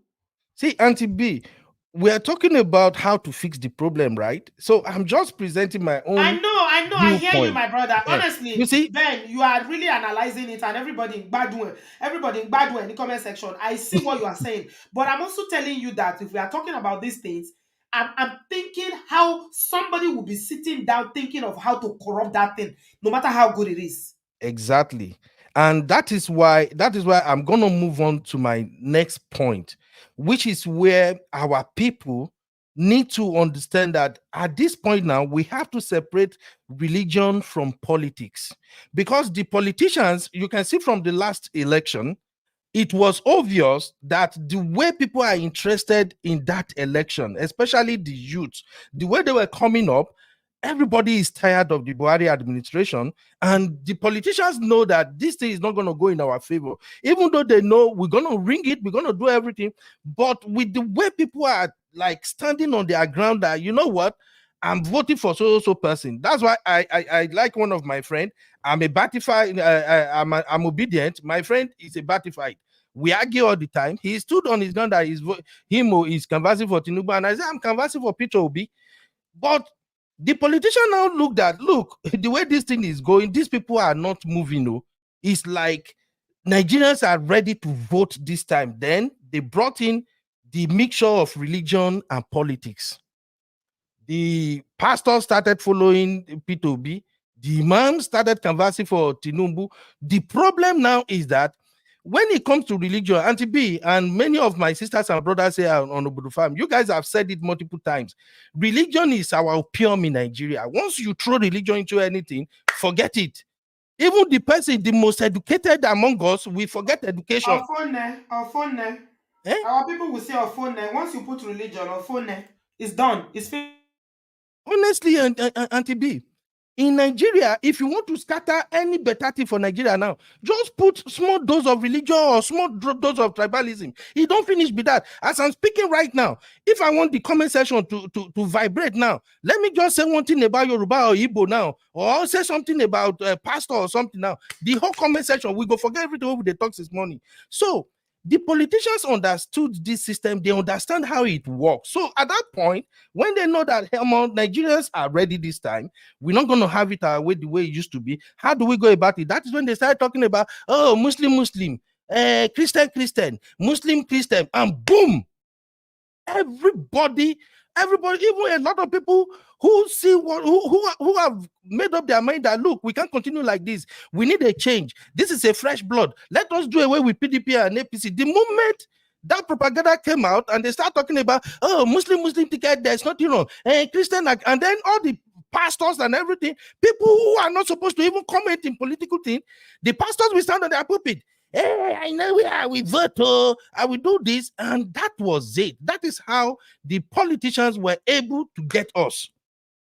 Once we start fighting among ourselves as Nigerians, we pave way for that. These guys, they are all the same. It doesn't matter today, tomorrow. They are all the same. All these politicians, they fight for themselves. Don't you see how they were smiling? In fact, when Tinubu had the first session with the House, were they not singing on your mandate we shall stand? That's what they're using to mock them now. Something like that in Nigeria? As you are hungry now, I hope you are still standing on your mandate. And all the actors and actresses that campaign for Tinubu, they are in trouble. If you enter Nigeria, wahala, you are in trouble. If you see the dragging, Adiola and Tony Tomato, the way they are dragging them, exactly. So they put religion in the mix, and the whole thing fell apart. Yeah, completely. You know. Yeah. I'm sorry to say, I love Tinubu. I respect him for what he does and everything. I have no issue with him personally. But when it comes to politics, I don't buy his political philosophy. I grew up in Lagos. I have seen how Tinubu operates. And that is why I said, look, he doesn't operate. He has a godfather kind of government. It's not like a democracy. That is how he operates. And that works for him in Lagos. And you know what I'm talking about. Yeah, when my friends and I, even my friends in Canada, the one in South, everybody, these are guys that have PhD. When we were having this discussion, I told them pop and plain that, look, I grew up in Lagos. I have seen how Tinubu operates. Tinubu is the best we can have as a godfather, but it's not the best you can have as a president. And I still stand by it today. I even made a post on my social media platform on Facebook. I'm like, look, Tinubu will introduce the Lagos template, and that is where everything will crash. They thought I'm joking. I still find the post and reshare it again, because Tinubu understands our people. Tinubu is a political strategist. He has weighed everything. He knew that if he go heads to heads with Atiku, he may probably win Atiku because people don't like Atiku. But if he go heads to heads with Peter Obi, people are already galvanized towards Peter Obi. And then what do? They strategize, they put a little dose of religion and some tribalism. The religion started from when they did the Muslim tickets. Yes. That's when they started. That was it. So anyway, you know the funny thing, whatever they do, I mean, however people vote, whatever your persuasion is regarding who you want to vote for, the price of Gary, Junior was telling us earlier on how much he bought beans and how much it is now. Does not know APC, does not know PDP. All of you will go to the same market to go and buy rice. You will go to the same market to go and buy Gary. You will go to the same market to go and buy whatever you are buying. And you go meet everybody. Last. So that was it, Auntie B. So the point I'm making is we have to separate religion from politics, so that those of us who have social platform, let's start preaching this thing now. At least if we can change one person's mind in a day or maybe in a month, we'll be heading somewhere. We have to separate religion from politics. That is why my own kind of religion practice. Separate religion from anything, Brother Ben. I thought you knew that. Maybe if we continue to preach it, I'm even happy you mentioned that. Religion from anything. Religion is anything our Daddy Joe tells us is what we do. That's it. Leave it. They say we should go and pray. Somebody when we started the show said that Nigeria has sinned. That's why we're suffering. So okay. What can you say? I'm even happy you mentioned that now, Auntie B. I want to say what did we do all these years? What have we done that is unforgivable? Is it that there is church everywhere? What about Oyibo people that don't go to church? Why is their country good? Yes. God bless you. They don't for America. So this thing went just for this West. Is there anywhere? So I'm going to say this, Auntie B. We are getting there now. We are getting there now. You see, this guy, very dark man, or what they call him. I'm not his fan, but I like one slang he used all the time in his video. He said, "You're gonna learn. You will learn the hard way." So I am sorry if what I'm gonna say next offended anybody, but a part of me is actually happy that Nigerians are feeling that hunger right now. I'm sorry to say it's affecting me too. I have family, friends, everybody in Nigeria too. Why did I say I'm happy that they are feeling that hunger? You see, sometimes if hunger no wire your head, your brain no go reset. What they are having right now in Nigeria is a brain resetting hunger. Maybe I've seen many of my Yoruba people now with videos. Hey, big power, hey. I say, yes, good. Everybody is complaining. I saw a video this morning. Dangote trailer was coming. They stopped that Dangote trailer and they looted everything in that trailer. They are just starting. You know, so a part of me is actually happy that yes, it's good. This is happening. Maybe if no money, una no one get sense. Una go get sense by fire, by force. When election come the next time, una brain go concept say, okay, these politicians are not the one responsible for how I feed my family. These politicians don't pay my house rent. Whatever gari or beans they are sharing will not even last my family for 1 week. Let me do the right thing this time. I saw video of people in Ogun State. All this CDA or LDA, whatever they call them, that Abiodun sent them one small bag of rice. You know, when you share one bag of rice into four different parts, he sent one to estate that has over 100 houses, 97 houses. He sent them one bag. So those men were making videos saying, Dakpo, that is Dakpo, how do you want me to share this rice? Come and take your rice. We don't want. I'm like, oh, thank you, Jesus. We are getting there. So to round up, Auntie B, you know, when the Israelites, when they failed to abide with the instruction that God gave them through Moses, what happened? A journey that was supposed to take 40 days took 40 years. I'm afraid to say, it's like Nigeria is on that 40 years journey. Because even God right now, God himself is tired of us. Auntie B, I'm sorry. It's like God don't take. What did God not give us? We are brilliant. We have natural resources. We have crude oil. What did we not get? If we can leave Nigeria, go to UK, go to US, Canada, go to everywhere, and we are successful people. What does that tell you? That tells you that God bless us with everything, including inner qualities. God has already deposited in us everything we need to be successful. Many of these other nations are supposed to come and be bowing down to us. They are supposed to be traveling to Nigeria for vacations. But we ruin everything. So, in my conclusion, I think God is tired of all those people where they shout, pray. Well, God go answer on a prayer. But as me I did now, I know they shout. When I start fasting, they go enter fasting and prayer. May they continue. Maybe they say may they pay first month salary. Maybe January never finished now. $9 don't go from how much to almost we are approaching 2,000 now. Maybe their first month salary when they pay is supposed to reduce that dollar. May their head no correct. I'm so sorry, Auntie B. I'm getting emotional about it because I'm passionate about Nigeria. I love my country. I'm a proud Nigerian. Even at my work, everybody knows, say, when it comes to Nigeria, I don't even say anything here. I'm ready. I don't care whether you white like snow. That's how I was telling that our brother. It's not the passion that is missing. Even those of us that live abroad, down in our mind. Even people that say, hey, Nigeria, no, lie. Down in your mind. You rather. There is no place like home. Exactly, Auntie No B. place like home. It's just not conducive. Look, Auntie B, everything is messed up now. Yesterday I checked my transfer app. The transfer rate has gone all the way to $1,700 per dollar. So I texted my madam. I said, babe, dollar don't enter 17. You know want send money to Nigeria. You for say now. My madam said, guy, no tell me why I send money. The money no get value. I know they send shishi. But why am I saying that? Even we in the diasporas, no matter how you explain to people in Nigeria that this nonsense that is going on in Nigeria economy right now, it's affecting us mostly because before, a family that you are helping, that you can give $100 a month and they will be fine. Now that $100 don't buy nothing for them. You now have to increase it to 200 or 300. So Even is that not affecting us? Even if you sleep here, these issues, go ahead, my brother. Thank you, my sister Jare. I just contribute my own small. Thank you very, very much, Auntie B. God bless you. You do well, though. Hopefully, one day you will go contest. You know, say Ondo na your hometown.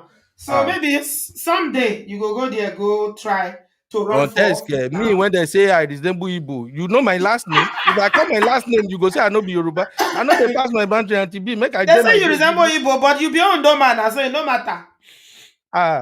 You go say you are resemble Igbo. I will join politics one. I know get juju. If you, know foul self, what? I don't You fit know kill. I joy mean, want go court. to Nigerian politics. You know what joy court? Auntie B, make I dey my lane. I beg my Make you sister. day your Thank you, day. man. Oh my God. Thank you, brother Ben. I appreciate you. God bless you.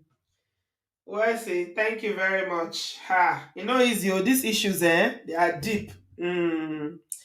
Yeah. So I don't know whether there's one solution or there are variables, but the issues of Nigeria, they're as complex as the country is complex. I agree that we cannot continue like this. Something has got to give. Thank you to everybody that called in. Everybody is feeling it. We're all feeling it. No matter how you love your country, you live abroad, so you're not directly affected, but you are still affected because you got family, you got friends, you got people that live down there. And moreover, if you see people fainting on social media. When I saw that woman that fainted the other day, I thought I wish I have her account number or I can reach her because it's just something that is so inhumane. And you are like, oh my God, how can this be? In a land where there's so much and people are suffering like this. My God. I don't know what the solution is, but may God help the leaders because they are the ones that say they know the solution. If you don't know the solution, don't go into it. Once you go into it, you are telling the people that have the solution to fix this country. It's not just the leaders, everybody. Nigerians, every Nigerian needs to have a change of mindset. There needs to be a reorientation. That's what Brother Ben told us.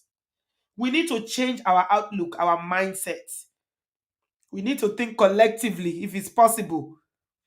Put all these things that divide us, religion. You see the way we come together when it's football, when it's Nigeria and Cameroon, Nigeria and Ghana. Hey, that's the kind of solidarity we need. We need that kind of solidarity in politics as well. But I don't know if it's possible because unfortunately the things that divide us are more than the things that put us that bring us together. So yeah, I'm just gonna leave it here. Thank you so much, everybody. This is not my usual time, but I had to get this off my chest, and I feel a lot better having this conversation with you guys. We're gonna keep talking. Thank you so much. Yeah. Vivian said it's a land that is filled with milk and honey. Yes. But it's just a few people. 1% of the 1% are the ones enjoying that milk and honey. Every other person, one je, shege, yeah, suffer. It is well, though. May God help us. Thank you so much, everybody. I was going to have a show tonight, but I've moved it, so I'm going to have it. I have it on Thursday, which is tomorrow evening. So join me tomorrow. We're going to be talking about. Incidentally, is an unknown man. One of the examples I want to use. We're talking about marriage tomorrow, and an unknown socialite is a millionaire that by his wife and by himself. They say the wife was cheating. I don't know how far it's true, allegedly, but we're going to look at it tomorrow. Thank you so much, everybody. Have a good afternoon. Have a good evening. I love you guys. God bless you. Bag of rice is 78,000. When I went to Nigeria in December, I bought bag of rice for 40,000 in December, November. Yes, I went to Nigeria in November. 40,000, I bought bag of rice. I remember. I bought 2 bags. I just gave it out. Now, it's almost twice the amount. Sheraye. Can you see? All those Dangote trailers, including one carry tomato, the one carry beans, whatever it is that they carry, they go east, they go south. Now, so hungry people go lay them for road. This time around there, not be human being they want to look for to the carry. Now, food. It is well, though. May God help us. Thank you so much, everybody. I thoroughly enjoyed this conversation with you guys. Yeah, let's keep Nigeria in our thoughts. It's our country. Whether good or bad is our country. So thanks to everybody that encouraged me. Honey Babe, Junior, my brother George, brother Ben, all of you that called, brother Dollar. Thank you, everybody. I appreciate you. God bless you. Have a nice day. See you tomorrow.